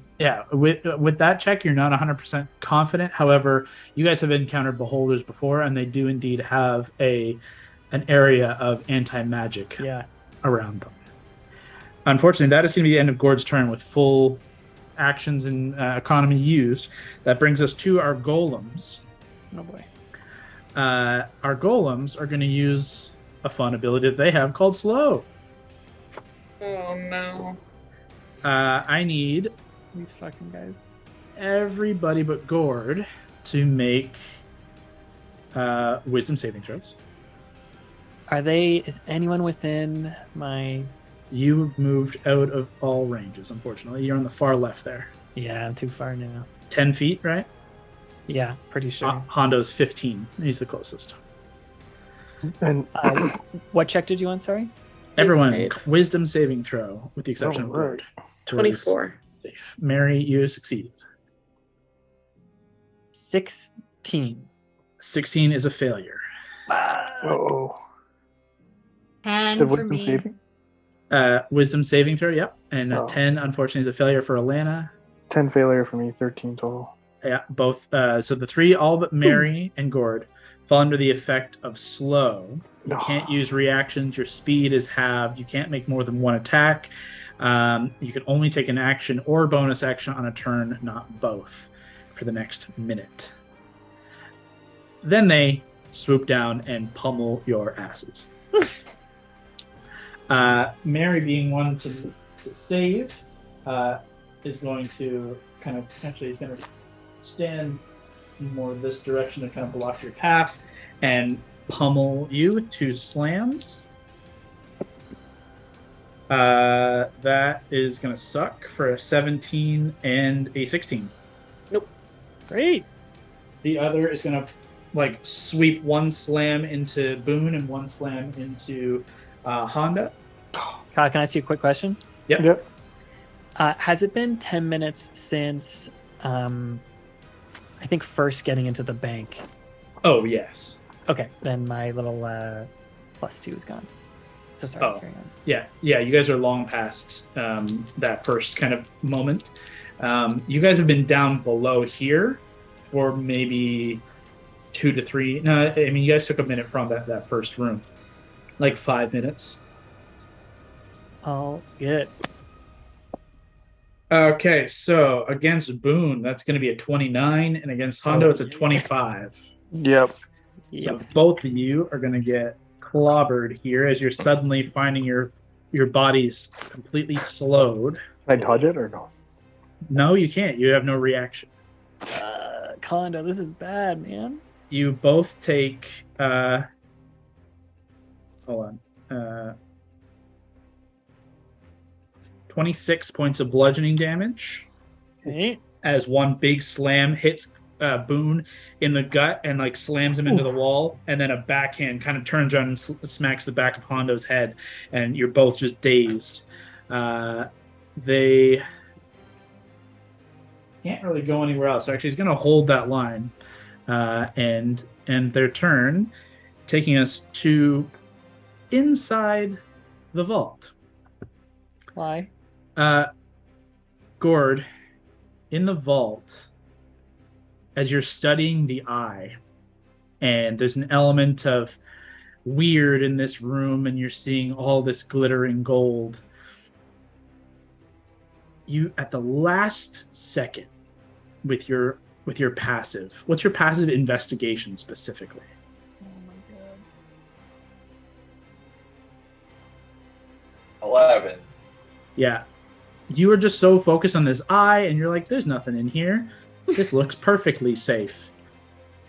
The gold itself rises up and slams into you with a golden, the whole room begins to kind of shift and move, and a fist of gold slams into your side with advantage because you did not detect it. Yeah, that's a 24 to hit. Oh, man. Yep.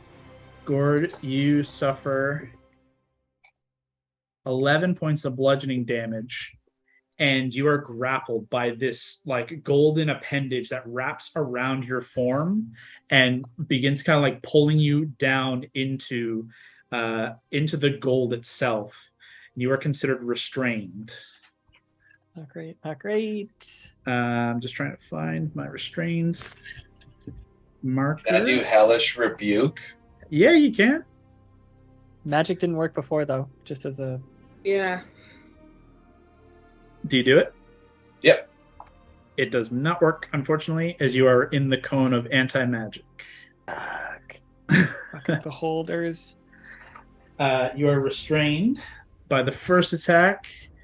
The second attack, as it kind of drags you deeper into the room. Actually, it's going to drag you this way.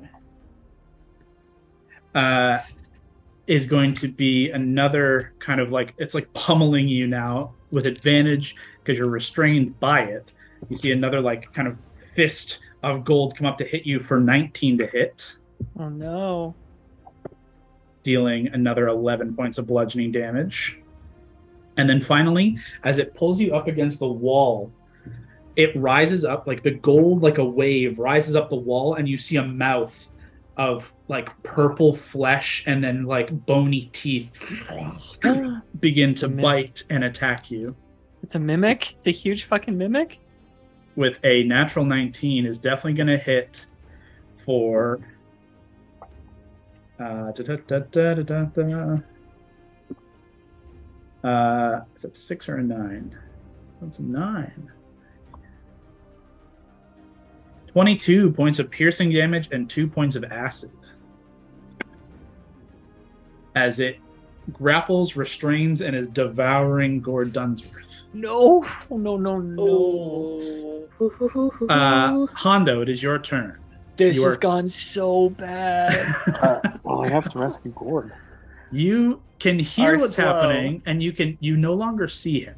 Because, imagine the doorway you can see down, so it like goes down, and then in that way, he's been pulled off to the side, so you cannot see him, but you definitely heard some weird shit happen.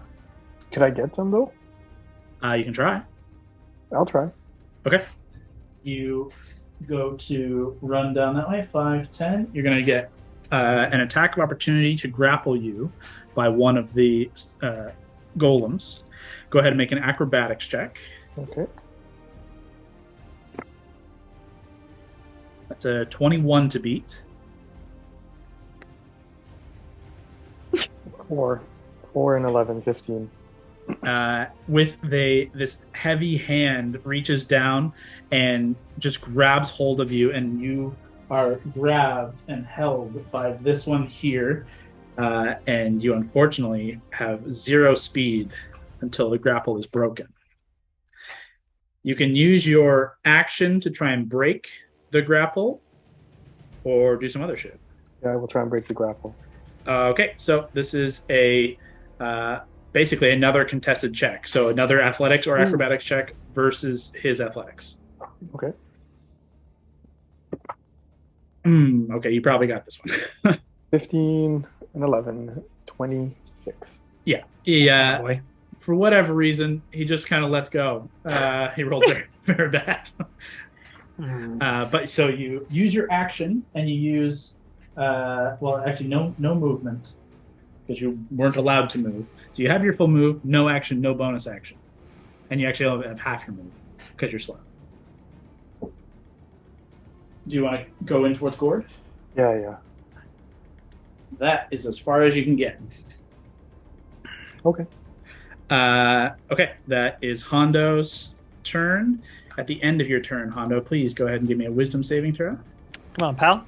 Let's go, bud. Hondo. Big money, big Good. money. Here it is.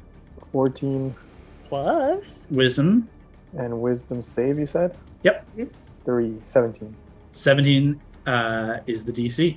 Oh, thank God. You are able to break the slow. You are no longer slowed as we continue forward, but this turn, unfortunately, was expended. That takes us to Hondo, Boone, Mary on deck. Same deal. I'm just going to try and run for Gord. Okay, so unfortunately you can't get past him this way, so you have to go 5, 10, 15. And I am slowed, so does this slow me down? So that's as far as you can get your normal move, but you can use your action to dash for another 15. Yep. 5, 10, 15. Keeps you within range, like you didn't break their range yet. True. So you are unaffected by attacks of opportunity yet, because you haven't left a range yet. But that is your full action, your full turn. Yep. At the end of your turn, you can make a wisdom save. 19. That succeeds. You are no longer slowed as well. Sick. Okay. It's turning. From Boone to Mary with Alana on deck.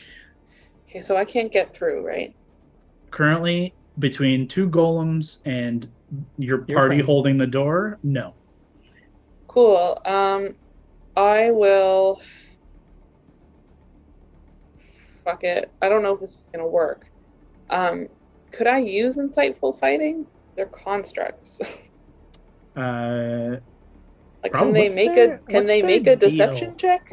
You can. I mean, insightful fighting is trying to understand how they operate, and Okay. as long as something is fighting you, you can try and understand how it's going to fight you. Cool. This one here, I'll do a insightful fighting. So it's my insight versus their deception. Okay. Yeah, that's a 6. Oh yeah. Okay. Yeah, I definitely. My minimum's like a 19. So Okay. Great. So I will attack that guy right there. Yep. As well with Mage's Bane. You get sneak attack because Alana's on the other side. Oh well, that's what insightful fighting does. Oh, okay. Well, Gives me sneak for a minute. So the first one is, am I flanking with him or no? Flanking with Alana? yes, actually, from where Oh, great. Alana's So I have advantage? standing, you have advantage. Yeah, that's right. I mean, I rolled well, but I rolled okay. So wait, I have to find Mage's Bane again because I haven't used it. What's your roll on the In a dice? hot sec. A 12 plus 14. Yeah, you hit. And, Are you two-handing Mage's Bane? Yep, because I didn't have time to grab 2 weapons. Okay. Actually, I don't even have a second weapon I can use right now. Well, Time War's Edge is in the bag, isn't it? Yeah, it is, but it has to be attuned to it. Oh, true. Okay, I rolled actually pretty good damage, so that's... Technically, you can still use it. You just wouldn't get the bonuses. Right, so if they're, like, resistant to non-magical damage, it's not a magical item if you're not attuned to it. Yes, it is. I'd imagine. Oh, okay, I just wasn't sure. For some reason, I didn't think it worked that way. Okay, so it's 8, 18, 26 on the first attack. Okay, so this is the unharmed one. So I didn't roll psychic. I'm assuming I don't roll psychic. That's correct, yeah. As Hondo pointed out earlier, or as Hondo found out earlier, they are immune to psychic damage. So 26 on this one. 26 on the first.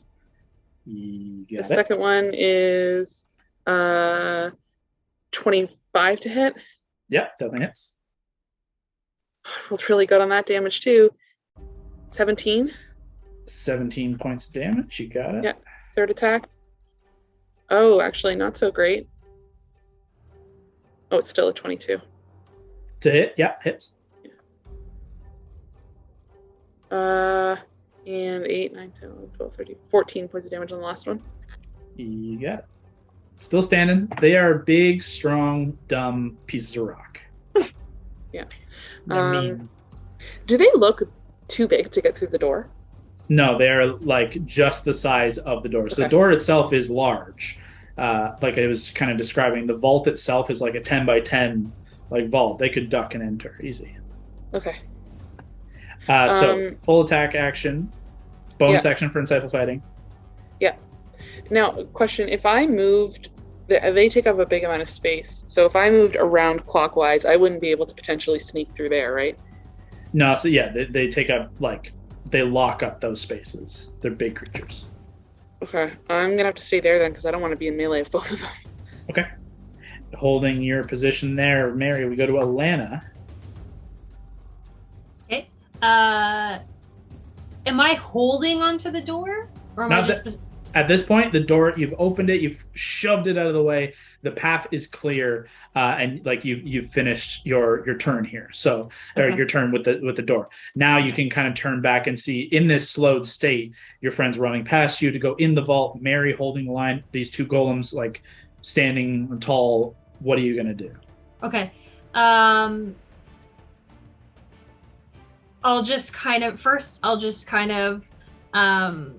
shout.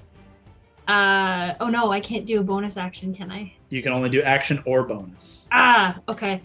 All right, I'll try and attack one of the golems. I'll do the one on the left. Okay. You only get one attack when attacking, keeping that in mind. Yeah, that's okay. Okay. Yeah, go ahead. You make your way towards the left one. Make your attack roll. Alright.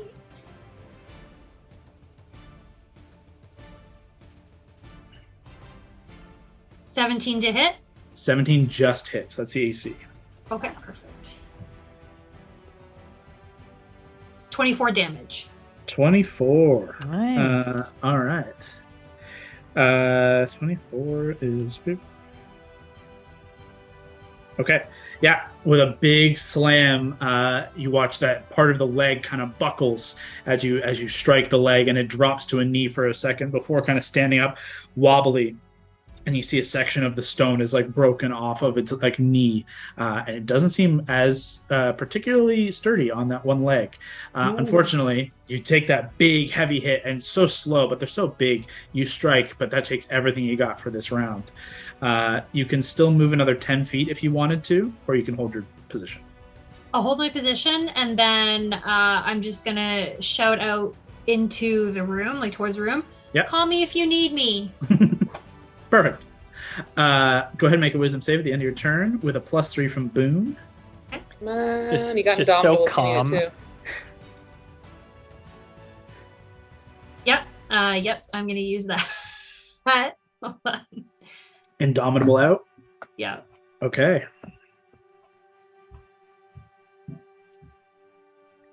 Yep, I'm gonna need that. Hold on. 11. Even with the +3, does not take you over the threshold, and unfortunately, you are still under the effects of slow. That will end Alana's turn. Take us to Gord. Gord, inside the vault and being attacked and devoured by this horde mimic, this room of gold and teeth. You are restrained, which means you have no speed, and attacks against you have advantage. Your attacks have disadvantage, and you have disadvantage on dexterity saves. However, you can still try and do whatever you want to do. You are, however, also aware you have no magic at this time. I shall try Finger of Death. Well, that's It is magic. magic. It won't work. Is it? Yeah. It's a spell. Anything that's a spell is magic. I mean, you can use an action to try to break out. But it's necrotic. That's still magic. Magical necrotic damage. It's still a spell. Well, fuck. You can use your action to try and break free of this grapple, which has a escape DC essentially. Does he have a concentration ring on for a reason still? That's a Or is it restrained just ring. grappled? That's Gotcha. yeah.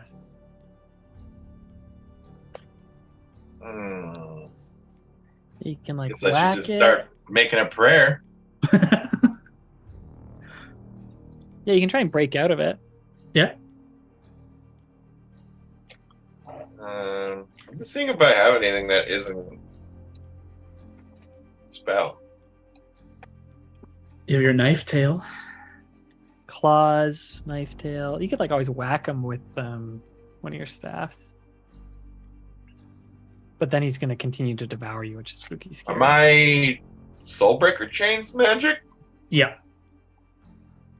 That's a really good idea.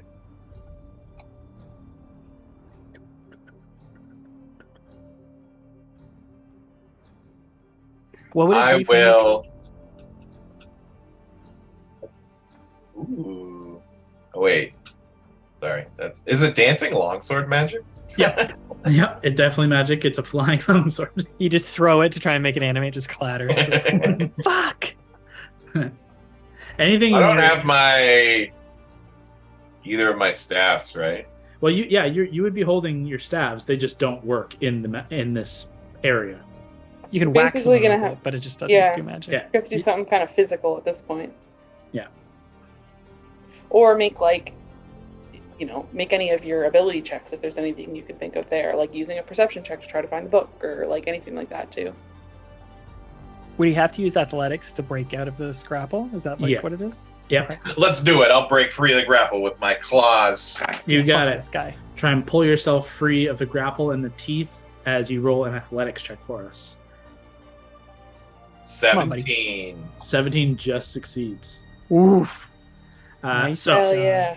you physically, just like looking at all of your options, all you can see and feel is magic, and without magic you feel almost helpless. And then you remember you're Gord fucking Dunsworth and you just grab hold with the claws and you kick out and you just pull yourself free into this space here. It does cost your whole action, but you have bonus action and movement.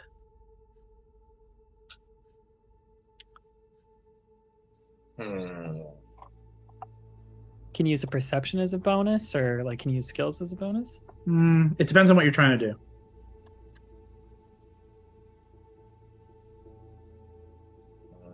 You could try to just move around the room and see if there's a spot where your magic comes back. Yeah, I'm Just gonna do typically that. If it's a Good idea. beholder, it's typically a cone. You Which go you left Try and run behind it or something. Yeah, that's smart. to get to there with a bonus action. Make an Arcana check. Nice. 20. You cross a certain threshold about halfway there, and you can feel the buzz and the electricity of both your staves, all of your items kind of return to you, and that sudden rush of adrenaline of magic does return to you. So it does seem there's a conical effect. Sick. Okay. But now I can't do anything. Well, on your next turn, maybe you can. And you're not being devoured by a gold monster. Not yet. That is the end of Gord's turn. Takes us back to our golems in the other room. The golem here is going to. I'm on the wrong page. Golem is going to. Let's see if they get this back. Why are they so mean? That's the real question. Yeah, like who hurt Why are them? you mean to us? Well, I guess the general did. The general I is a didn't do dick. anything. He's a bad boss. Not appreciative. It's Yeah. kind of rude. Let's see. With The Alana toxic between work them, environment. they're gonna make a lot of pummeling attacks against Alana at Oh, no. advantage. She didn't rage, did she? She She's is just like not this. raging. Oh, baby. First one is gonna be a 25 to hit. That'll hit. Second one is gonna be an 18 to hit. Still hits. Yep. Next one is a 23. Yep. And final one as a 28. So all 4 hit. All 4. Okay, so. Oops. Let's see here. First one, Alana takes I can write this down. 24 points of damage. Okay. Second one is going to be 19 points of damage. Okay. Third one is going to be 16 points of damage. Okay. And the fourth one is going to be 21 points of damage. Okay. All right. So somewhere in the range of 80 points of damage there. She's a big tank. She'll be all right. She's now at 130. Yeah, she's fine. She's got more health than most of you stone cold sober. At full. Yeah. Okay, so that's their full turn, just beating the shit out of Alana as they hold their ground. Back to the vault. Gord, again, the ground beneath you shifts, and you feel the ground literally around both your legs reach up and wind and kind of sink like quicksand to try and encapsulate both legs on either side. Finger of death! Finger of death! You start to conjure the magic, but first, it attacks you. It's cocked. It's a 19 to hit you. Yep. And a 17 to hit you. Mm-hmm. Okay. Both the pseudopods strike for oh Christ, why can't I do math? That's gonna be 12 points on the first one. And an additional that's a big one. Additional 14 points on the second one. And again, you are grappled and restrained. Oh, no. And they begin to just wrap around both of your legs and pull you down into the ground as the mouth kind of opens up around your waist and begins chewing and swallowing as it gets advantage on the attack to bite you. Oh yeah, that's a 27 To hit or damage? to hit for a total of 18 points of piercing damage and 11 points of acid damage. What the fuck? Gord, where are you at? I'm dead. Gord is unconscious. You're down. Gord, no. Gord drops unconscious as Hondo and Boone is Booning rushing in, but Hondo being close. You're only about 10 feet shy. Hondo, you can see Gord get like swarmed, swallowed, and is like wrapped in golden like tentacles, and a mouth is halfway around his waist and legs, pulling him down into the horde. Mm-mm. That is the horde's turn. Hondo, it's your turn. You're muted, my Muted. boy. Baby girl. Can I cut the tentacles?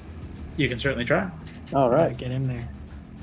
5, 10, 15, 20, 25, 30 is your full move. And my roll is. You gonna throw a whisper? Are you or gonna, something, are you or gonna what throw Whisper? Yeah, I'll do that. Okay. What's the total? 11, I think. Let me just check. I think it's plus 11. So 5 and 11, Oh, yeah. 16. 16 to hit. Oh, 14. Sorry, 5 and 14, 19. 19 does hit. Nice. Jesus. As you kind of strike the one tentacle that is wrapping around Gord. Go ahead and roll damage. Does he get sneak? Sneak with this one too? You do not get sneak because Gord is no longer a threat, and you weren't particularly hidden and knew you were coming. Like it's a sentient room at this point. And psychic blades, yes or no with that? Yes. All right, pretty good.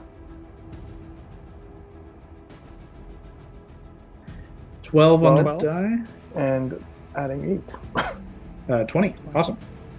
Okay. You throw Whisper, and it embeds into the tentacle, and it does kind of stay in the tentacle as it begins to kind of move around as the tentacle breaks free of Gord, but there's still one holding him in place, and the mouth itself. You notice Whisper does not return to you. Oh. Oh, anti-magic cone.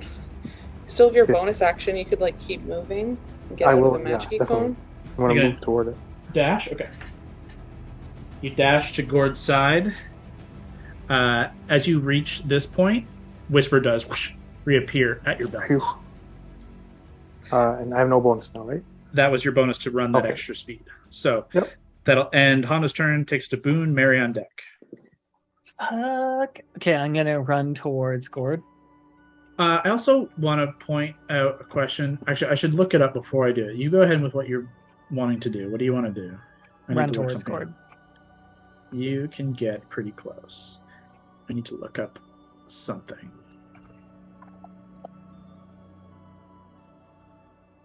One-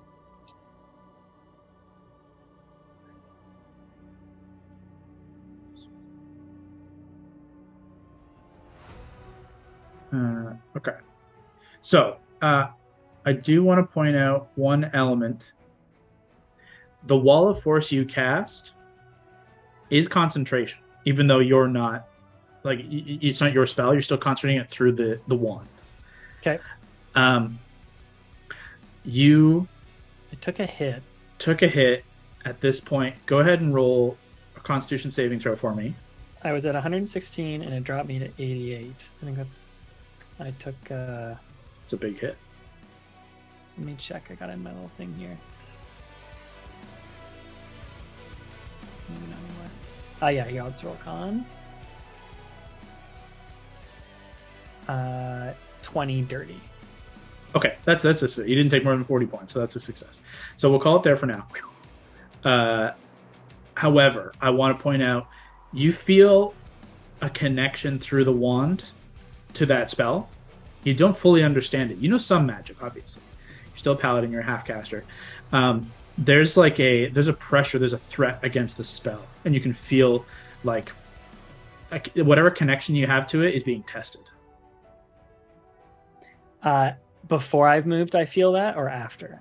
Yeah, we'll call it like in amongst all this stuff, as the slow fades from you, you get this like kind of like as your senses come back to you, that rushes back first. I'm gonna try and I'll just like shout that out as I'm running, like, I think my wall's falling. And I'll start running towards Gord. Okay. You will take an attack opportunity from both of the golems. Sure. Okay. One is going to attempt to grapple you, one is going to attempt to just punch you. So the first one's a grapple. Go ahead and make an athletics or acrobatics check. Right. Oh, 20 for me. 25. Oh fuck. I'm grappled. The one on the opposite side of the room pins you against the wall as you go to leave, and he holds you against and then grabs hold of you with this massive hand. He reduces your speed to 0, holding you in the place. Do I still have my action? Oh yeah, you just have 0 speed. Okay. You still have your full turn, just no speed. I'll just like hit the guy who's holding me then. Can I try and use my action right here to break it again? Absolutely. Yeah. Just burns your whole action. I will misty step away from this guy. Nice. Okay. Where do you go to? Inside the tunnel. Like just to Yeah, or sorry, all? yeah. Okay. as far as I could go, but I don't really know how far it goes, so I think that's fair to just like put it there. Yeah. Yeah, you immediately evade the grapple with Misty Step. Misty's a second, and then I'm going to run So- towards. 5, 10, 15, 20, 25, 30. Because your Misty Step doesn't count against your movement, so you actually get a little further.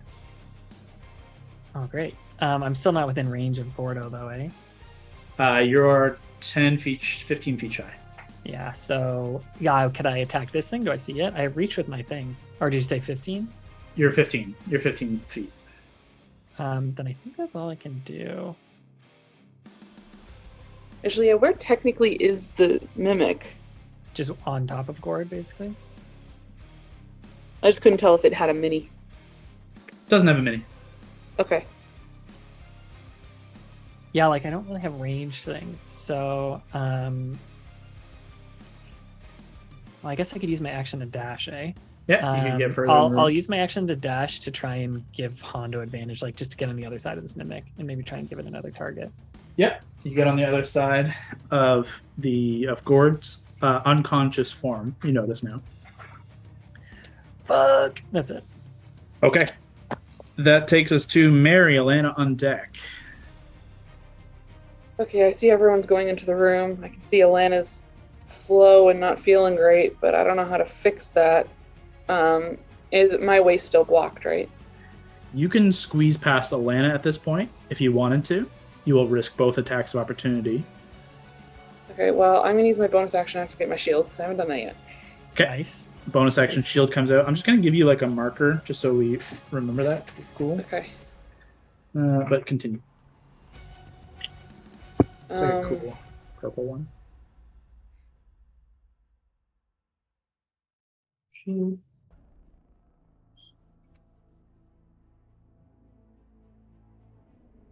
Just looking.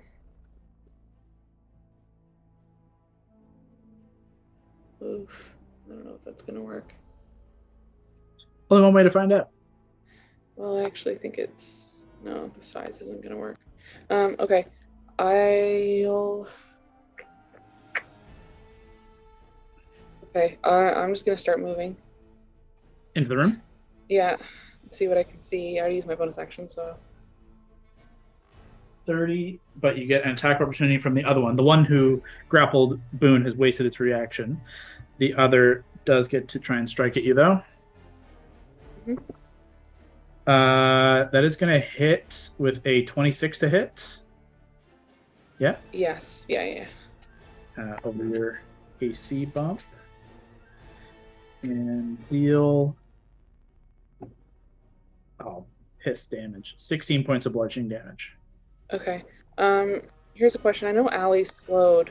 Mm-hmm. Can I, like, yank her along with me as my action? If you use your action, yeah, I'd allow that. To drag her 10 feet. Yeah.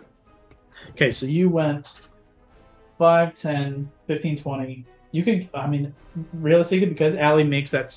no, it's not to do with that. Sorry. 5, 10, 15, 20, 25. You could pull Allie 5, 10, 15, 20, 25. You could pull her only to here with your movement, and then with your action to dash and pull her. Mm-hmm. Is that what you're talking about? Yeah. Yeah, you could drag her 1, 2. My thought is even if these things are going to face us, only one of those can fit in the hallway at a time, so we're only going to be facing one of them.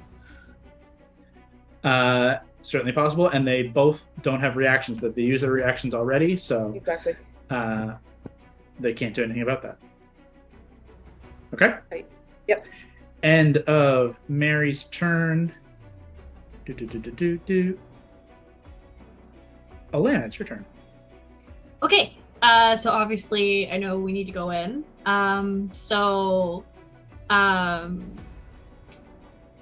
want to rage, but I can't. You can rage, but you can't do anything else. Yeah. Okay. And then if you don't get attacked, it'll drop. Yeah. I'll go in the room. I'll just continue. Okay. 5, 10. Is Mary slowed as well? Mary is not. Okay. So it's just you. 5, 10, 15 is your full speed. However, as you enter into the room, you feel that slow effect fade. Hey, magic Oh, cone 'cause of the working in our magic! favor. Oh, perfect. Okay. So you have 15 more feet of room, your action and bonus action. Okay. I'm gonna rage. Okay, bonus action. Rar. And I would obviously see the mimic that is attacking. You can loosely see, yeah, for sure. Yeah, okay. Am I able to attack it? Like, do one attack at least? So if you want, with a ranged attack, you would have disadvantage because now there's a lot of your friends around there. Okay. So it's going to be difficult to, like, because it's not exactly, like another person. It's around Gord, and Gord is unconscious. So a miss could mean a death save. Oh, okay. No, I'll just end it there.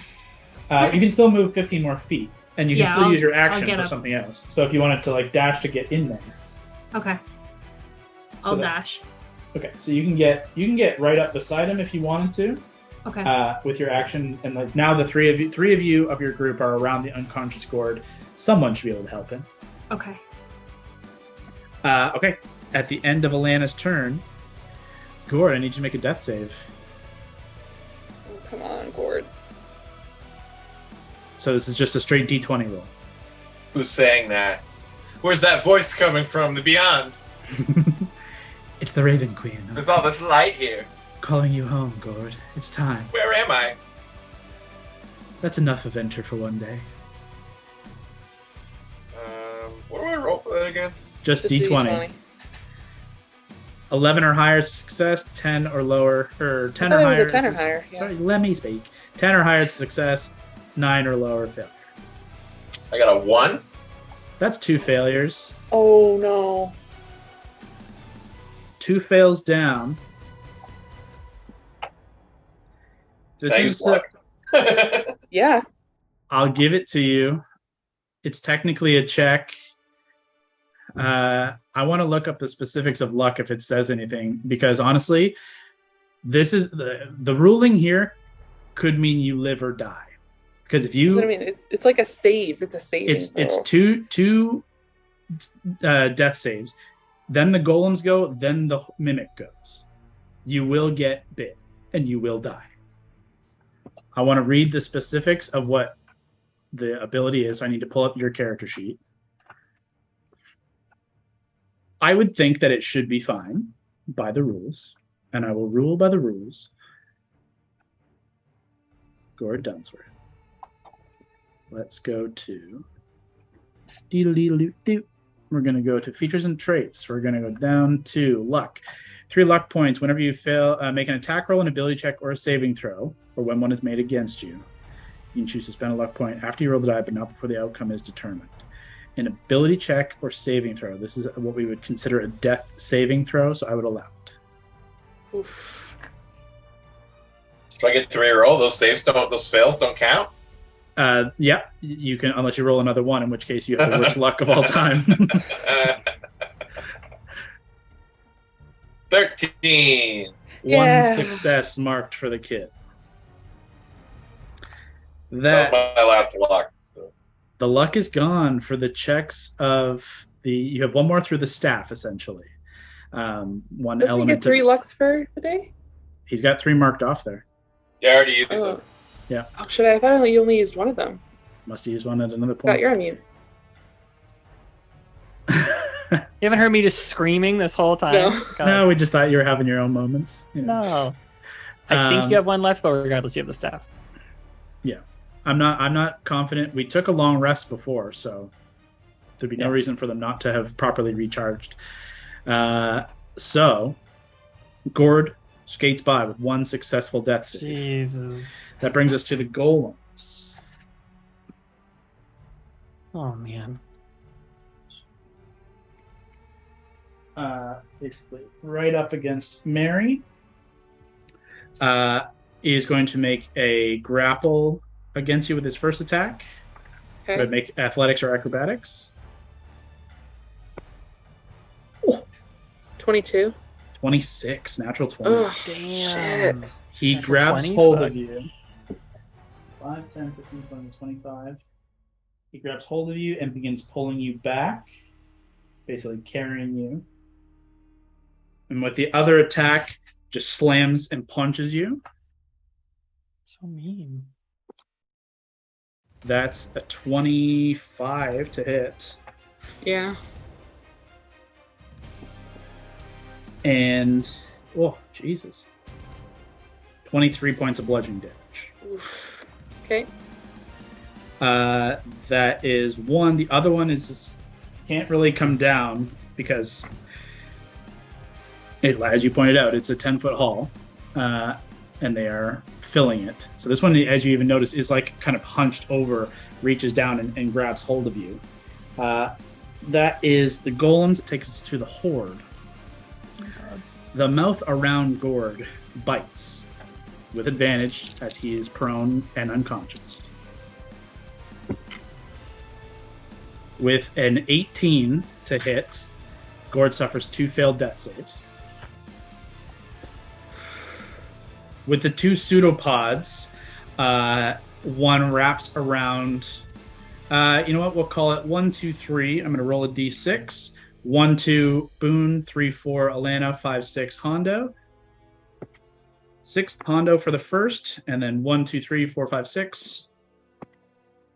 6. So Hondo and Alana get wrapped, or they attempted to, I should say, with these pseudopods, not from the space where Gord is. From 10 feet behind, one reaches out and grabs hold of Hondo's boot and leg and begins to try and pull him back, while one from the wall, like a pile of coins, reaches out and wraps around Alana's neck and tries to pull her back towards the wall. So, against Hondo, no good. That's a 10. Against Alana, however, a 19. Yep, that hits. This one does manage to grab hold of you, and for 11 points of bludgeoning damage, you are grappled and restrained and pulled back towards the wall here. Is that reduced? Yeah, actually, sorry. What did I say? 11? 11, yeah. So reduced to 5. Okay. And you are restrained over here. Hondo, you're able to kind of kick off the one that does not grab hold of you. And that will end its turn for now, as we come to Hondo. All right. Gotta save your bestie's life here, pal. Well, that's what I was going to say. I'll go for Brock. What are you going to do? For Gordo. He's still got the tentacles around him, right? Yeah, I mean, the mouth is kind of holding and biting and eating him and trying to pull him down into the horde of... And he dead. He is dying. Okay, let me heal him first. What are you going to heal him with? I'm just checking. I have a superior potion of healing. Okay. I believe it's 8d4 plus 8 for a superior. Yes. 8d4. Yes. Do I roll that or does he? You can roll it. Okay. So 8d4. Just smash this bottle in his mouth. Potion of healing. Plus 8. Superior. 8d4 plus 8. Yep. Okay, so the total. Woo! That's not bad. So 28 points of healing to Gord. 28. Nice. Gord, you're conscious at 28 hit points. Hondo, that was your action to do so. For bonus, am I able? I can't attack, can I? Not with a bonus, no. Not now that you've used your action to try and heal. Can I give him another potion? No, but you could give yourself one. Okay, I'll do that. Wait, yeah, I'll do that. Why not? Okay, what potion do you give yourself? I will just give myself. Let me just check. You have a lot, as I recall. You have another superior and 2 regulars. I'm looking for the regular. I don't see regular anywhere here, but I would give myself a regular. Yeah, you have 2. Keep scrolling. It's in the white section for some reason. Oh Just yeah, towards okay. the Potion bottom. of healing. So wait, potion of healing, normal one, right? Yep, 2d4 plus 2. Okay. You shove one into Gord's mouth. You pop one for yourself. Take a quick shot. So 2d4. 1, 2. 2d4 plus 2. Ooh, 9 points. And are you going to stay beside your friend here? Gord, you notice you are no longer restrained as well, I want to point out. The tentacles have kind of left you go, but you are prone in the mouth of this creature, but it's not actively grappling you right now. Just kind of chomping you a little bit. Yeah, it's just chomping. Just a chompy. As it made a couple extra attacks against the others. Hondo, you going to stay there? Yes. Okay. At the end of Hondo's turn, boom. It's me? It's you. I'm just gonna fucking wail on this thing, I think. Okay, first I need you to make an investigation check for me. Sure. As with this creature, it just looks like the ground. It just looks like coins, and then suddenly there's like a mouth. If it weren't for Gord, you'd have no idea where it was. Oh, that's terrible. So the investigation is an easier DC right now, but you can't tell what's just coin and what's not. 16. With the easier DC right now with Gord in front of you, you're able to make your attacks. Let's hit it. Okay. Do I get advantage on these because of Hondo, or? It's not something you can technically flank because it's the floor. True, that's fair. Does 16 hit? 16 does hit. Okay, great.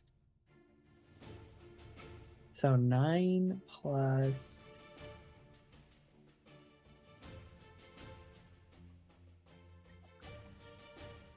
9 plus 7 is 16 for the first one. 16 points of damage. Great.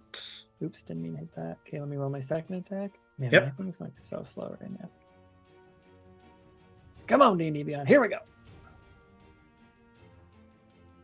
22. 22 will hit, absolutely. I'm going to add a, I think branding smite into this. That will But cost first, your let me just roll. bonus action for a branding smite. If you want to just do divine smite, it just burns a spell slot. I'll do the branding one. It's okay. Okay. So you use your bonus action to cast the spell and then attack. So slashing. Oh, great. Okay, so 10 plus 5 is 15 plus this.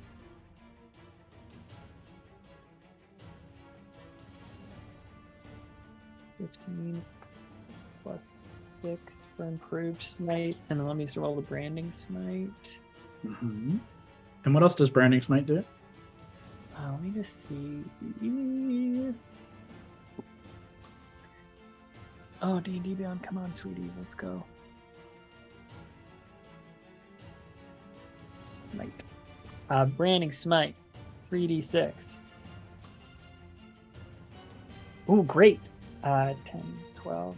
So 21 plus 12 equals 33. 33. And Awesome.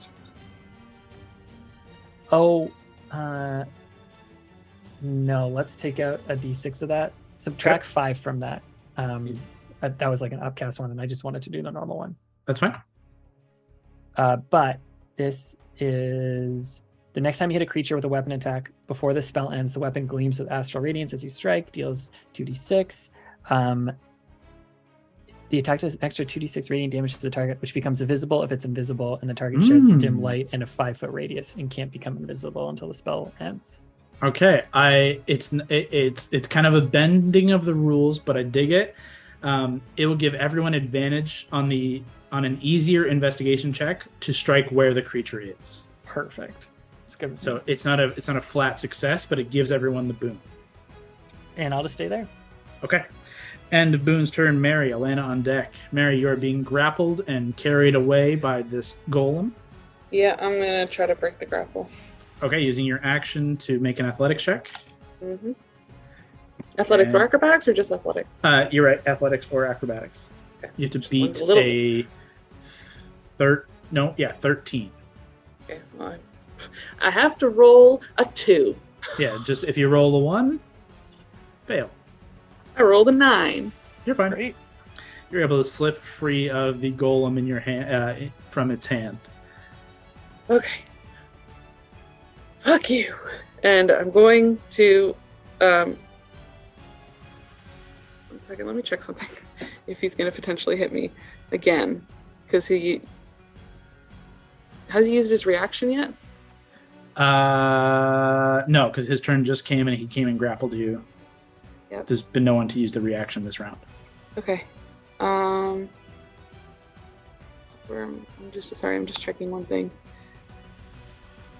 What failed? Oh, was Okay. Probably Yeah, I'm just gonna go. And Okay, and risk the attack. yep. He is just gonna punch you. But is gonna miss with an 18.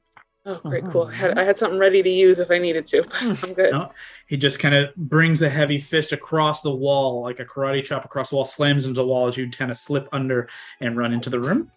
Okay. So that was my action. Can I use my bonus action? I'm going to get in as far as I can. Okay. As soon as you get in here, your shield clatters to the ground. True. Fuck. Okay. I'll pick it up. With your free action, you pick up the shield, but it is no longer activated. That's fine. I have one arm and I am carrying a shield in the other. 15. I'm going to use my bonus action, Eye for Detail, and just like, whoa, okay, something's going on in the fuck over there. We need to find this fucking book. Okay. Go ahead and make a perception check. A perception to find the book? In Not this investigation? case, we're going to call it perception at a distance. Unless you get up close to something to look at it, it would be investigation. But right now, you're looking for things out of the ordinary perception. Okay. Not great. Only a 13. Right now, you're more taken aback by the fact that the coins have eyes and are attacking your friends. Yeah. And you immediately put together anti-magic beholder eye. My shield fell. Like, you're putting together the risks of the room, but none of the answers yet. Golems are magic, right? As far as you understand. Turn around. All right, you want to fucking get me? Maybe just a nice block in the door for it. General. Action, bonus action, full move. That's the end of your turn. That's it. Alana, we come back to you, restrained against the wall by a weird tentacle of coin. Can I break out of it? You can use it'll cost your action to break free of it. Okay. You can also just beat the shit out of it while restrained. Like, you have options. Oh, okay. In that case. It doesn't cost disadvantage Smash, or anything. smash. You can just attack. Smash. Yeah. And just try and attack the wall and the coins all around you. Okay. 14 to hit. Actually, sorry. Keep that 14 to hit, but roll me an investigation check with advantage. Thanks to Boone. It is grappling you, so you'd probably have advantage anyways. However, you need to. It's part of the ability. Okay. 15. A 15 with Boone's branding smite, like glowing it up and it holding you, you absolutely can get 14 on your first hit, just hits. Okay. So AC 14. Easy to hit, hard to spot. So that's 26 damage. Nice. Ooh, nice. Damn. Keep it coming. Yeah. You strike and immediately you sever the tendril that is holding you and you drop to the ground. And you see the two bits of coin that's clattering all over the place and is kind of rising and falling and shifting, giving you an easy target for a second strike. Okay. I'm going to attack again. Okay. 14 hit again. 14 just hits. Okay. Oof. 22 damage. Okay. As you're striking, and all around the room, you guys are all seeing the coin about the room, kind of some of it in places shimmering and breaking and becoming more flesh. And you see spots of purple flesh all around the room where once was coin or gems. And as Alana strikes again, half the room becomes just purple flesh and eyes and teeth and mouths and tendrils. And it does not look good. It looks sad. Yeah. But for what, it's still hanging in there for whatever life it has. That's Alana's action. You still have a bonus and movement. Okay. You're no longer restrained. I can't do action surge, right? You could if you want. Okay. I'm good. Do that. Okay. Do it. Save Okay. Brock. Yep. With anger just unleashing on this mimic horde, go ahead and make 2 more attacks. Okay.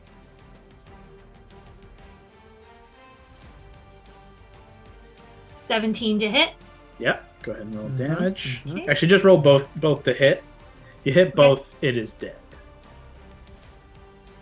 Okay, 17 and 19. Yes, with both strikes, Alana brings Stormbreaker down in a giant leap and strike into the ground.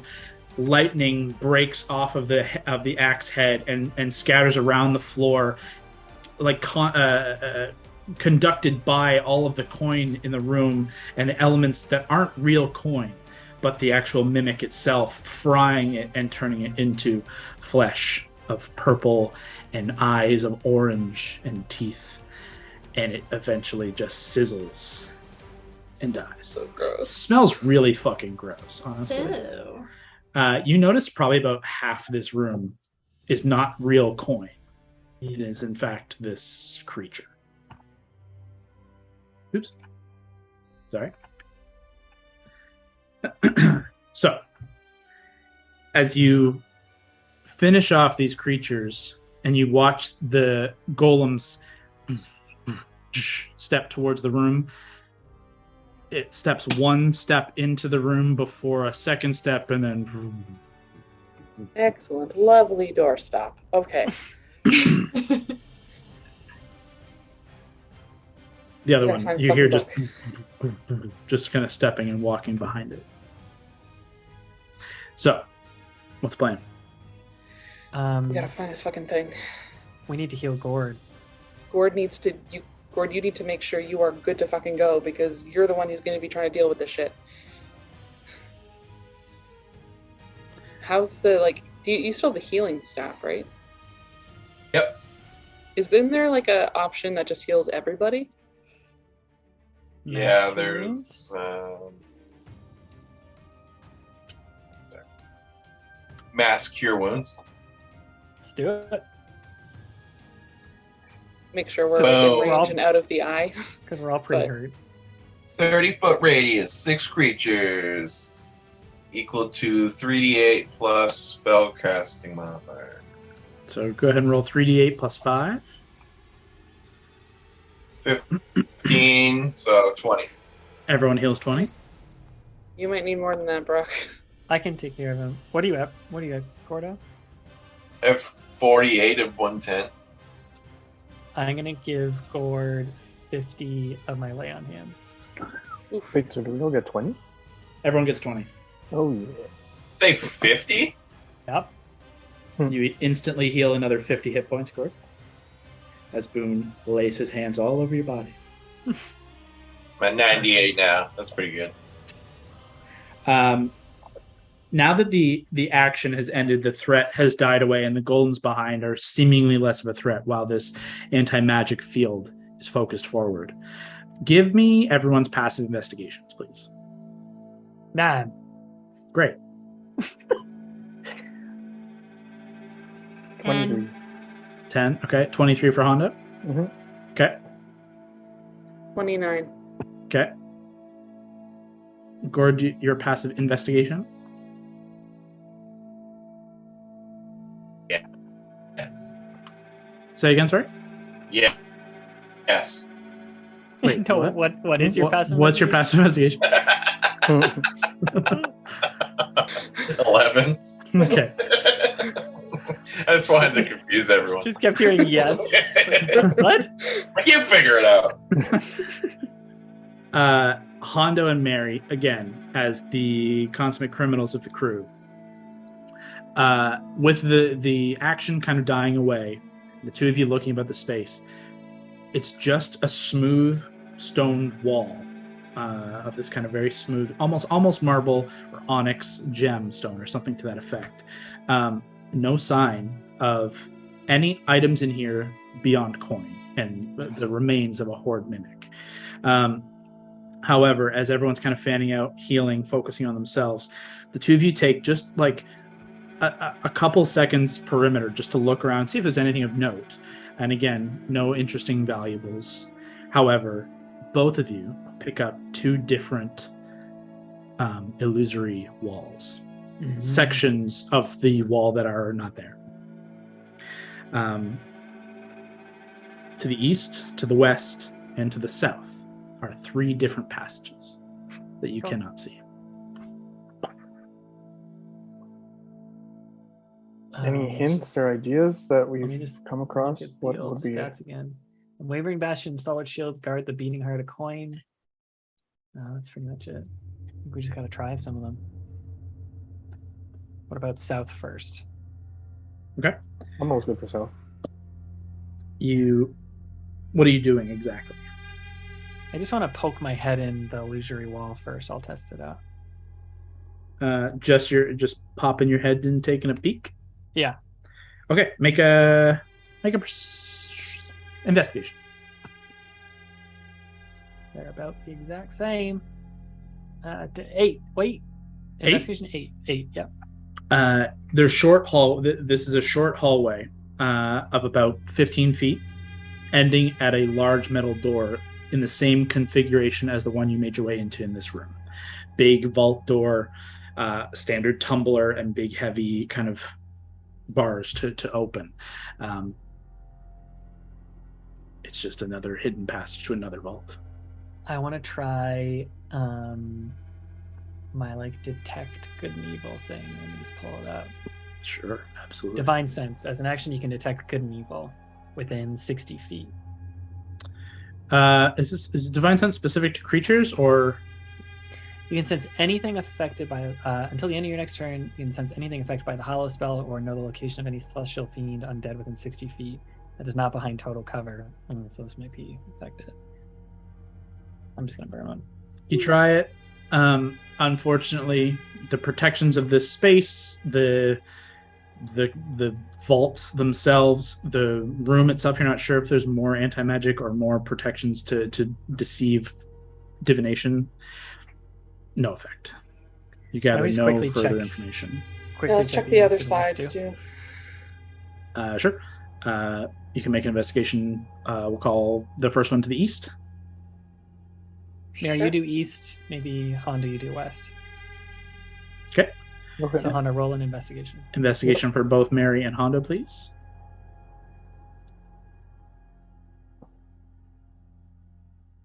$32. 32. Yep. 14 and investigation 13, 27. Okay. Both of you at the same time pop your heads in through the illusion, and it's difficult to just gauge it. It's just so weird to put your face towards a wall and then you pop your heads in. But keeping yourselves free of the space itself, looking down, you see identical 15-foot hallways of tiled floor, smooth walls, vault door. However, both of you, with a better trained eye, see the floor tiles immediately beyond the illusion and all the way to the door itself, very carefully concealed, contains a powerful trap spell. Boone, do not fucking step on the tiles. What? Do you want to look at mine for traps then? I didn't see anything. I can check for traps. They're guaranteed they're all trapped. We gotta find out. If you want another one, Hondo, you can check for investigation on the south door as well. Okay, so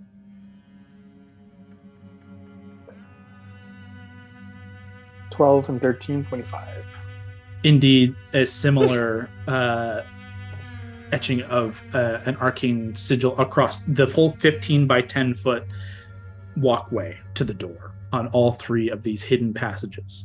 The Hondo and Gord, if you guys want to make Arcana checks, you can try and identify the magical element, the power level, and what they could potentially do, the threat. For Hondo and Gord to make Arcana. Okay.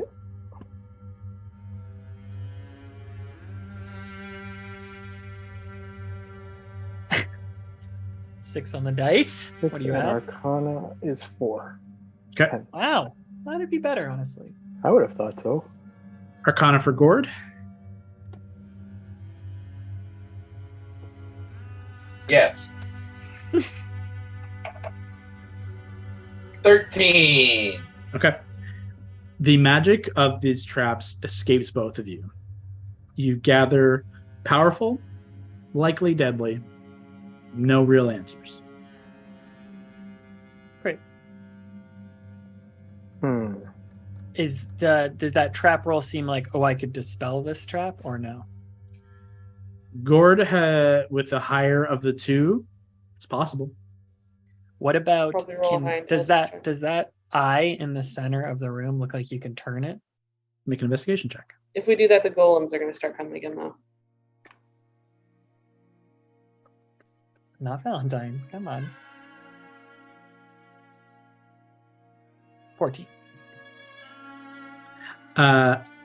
You quickly look over the space. It does look like it can turn, and it looks like there's a slot in the back on the ground as you kind of move away some of the stuff, about 1.5 inches by a thin margin wide.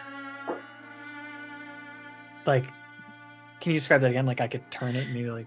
It looks like there's a slot in the ground, in the base of whatever this dais is, that could, in theory, be used to turn it.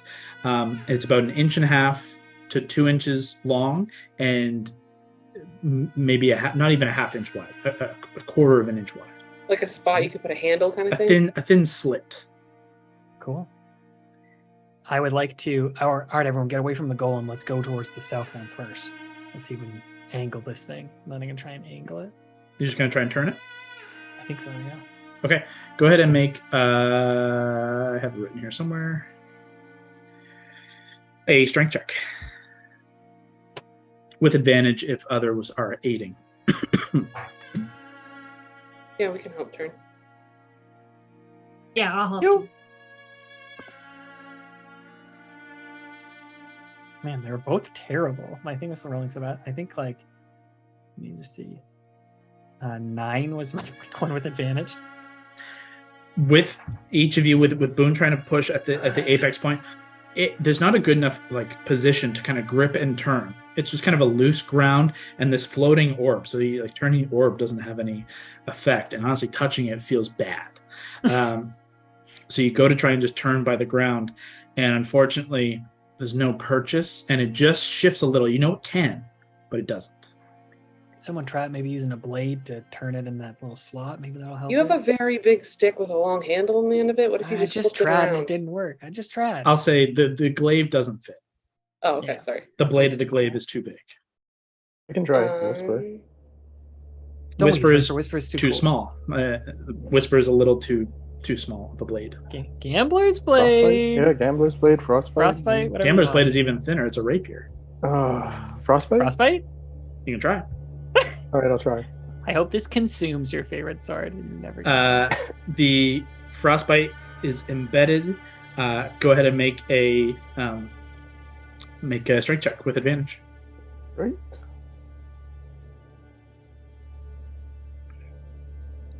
With advantage. 6 and with advantage. Okay. Yeah. Mm-hmm.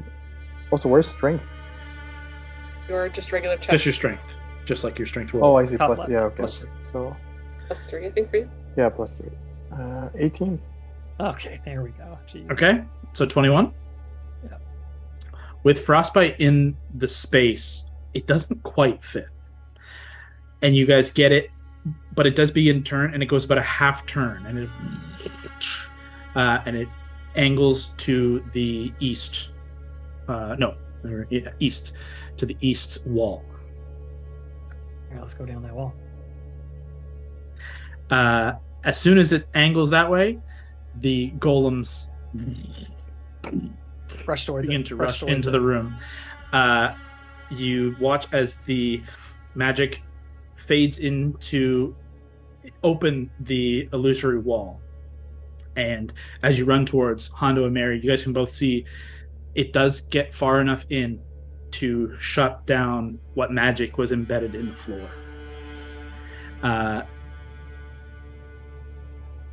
You get across the vault door again. It's even harder than the last one. Oh my God. Hondo and Mary are probably your best bets here for perception to try and unlock the door as Gord and Boone, the golems are coming to stop you. But if we're through the thing, can't they not get through because of the anti-magic thing? They're fast enough to kind of get to you getting close. With the two of them being the ones to run in first, you guys would have a chance of like avoiding or dodging. So I'm going to give one attack against both of you. Sure. And a dexterity save from both of you. Okay. Versus a DC of, actually very good. Wow. What do you need? Sorry. Perception from you with advantage. All right, so 8 first roll. Nice. 15 second roll. Okay. Add to perception. And perception is 14. 15, 14, 29. Okay, you guys went to the right. The first one, you find the tumbler lock. Second check between you and Mary. As Boom, would you roll for dex? 10. You get clocked. Gord, what did you roll for dexterity? Rolling now. Okay. Is he near enough for me for a +3 or no? Yeah, for sure. 27. Yeah. Gord is faster than you and just manages to get Let him inside get through, before you do. But you do get clocked as just as it gets in and like its arm kind of like boom, as it just kind of dies right on the edge. Hondo, second perception check with advantage. Come on, baby. Boone, you do unfortunately suffer 15 points of bludgeoning damage from that strike. Okay. 18. An 18 on the dice. Yep. Plus your 14. Yep. Yeah, that's enough to break the second tumbler lock. Between you and Mary, you find it, you check, and you hear with the final tumbler. Go ahead and roll. Come on, Hondo. The last one with advantage. 18 again. That's a great one. That's a great one. That was 18. And 1. Ooh, well, Thanks. yeah, so a total of, what was it, sorry? 18 and 14. 32? Damn. There is no lock in the world that could hold Hondo back. You finally click the tumbler into the last spot, and you reach up, and between you and Mary, it opens up. Inside, in no light, but what light is spilling in from the ambient light with outside is a 10 by 10 foot box. On a singular pedestal sits a book, a leather-bound book, closed. And yet, from it, there's nothing else inside the room, but you can smell sulfur. You can feel a wave of heat, hatred, and villainy pouring off of it. To see what's inside, well, we'll find out next time. Oh. Whoa. Everything God. has led to this moment. This entire arc has led to this moment. And the general's still out there. Oh, he's coming.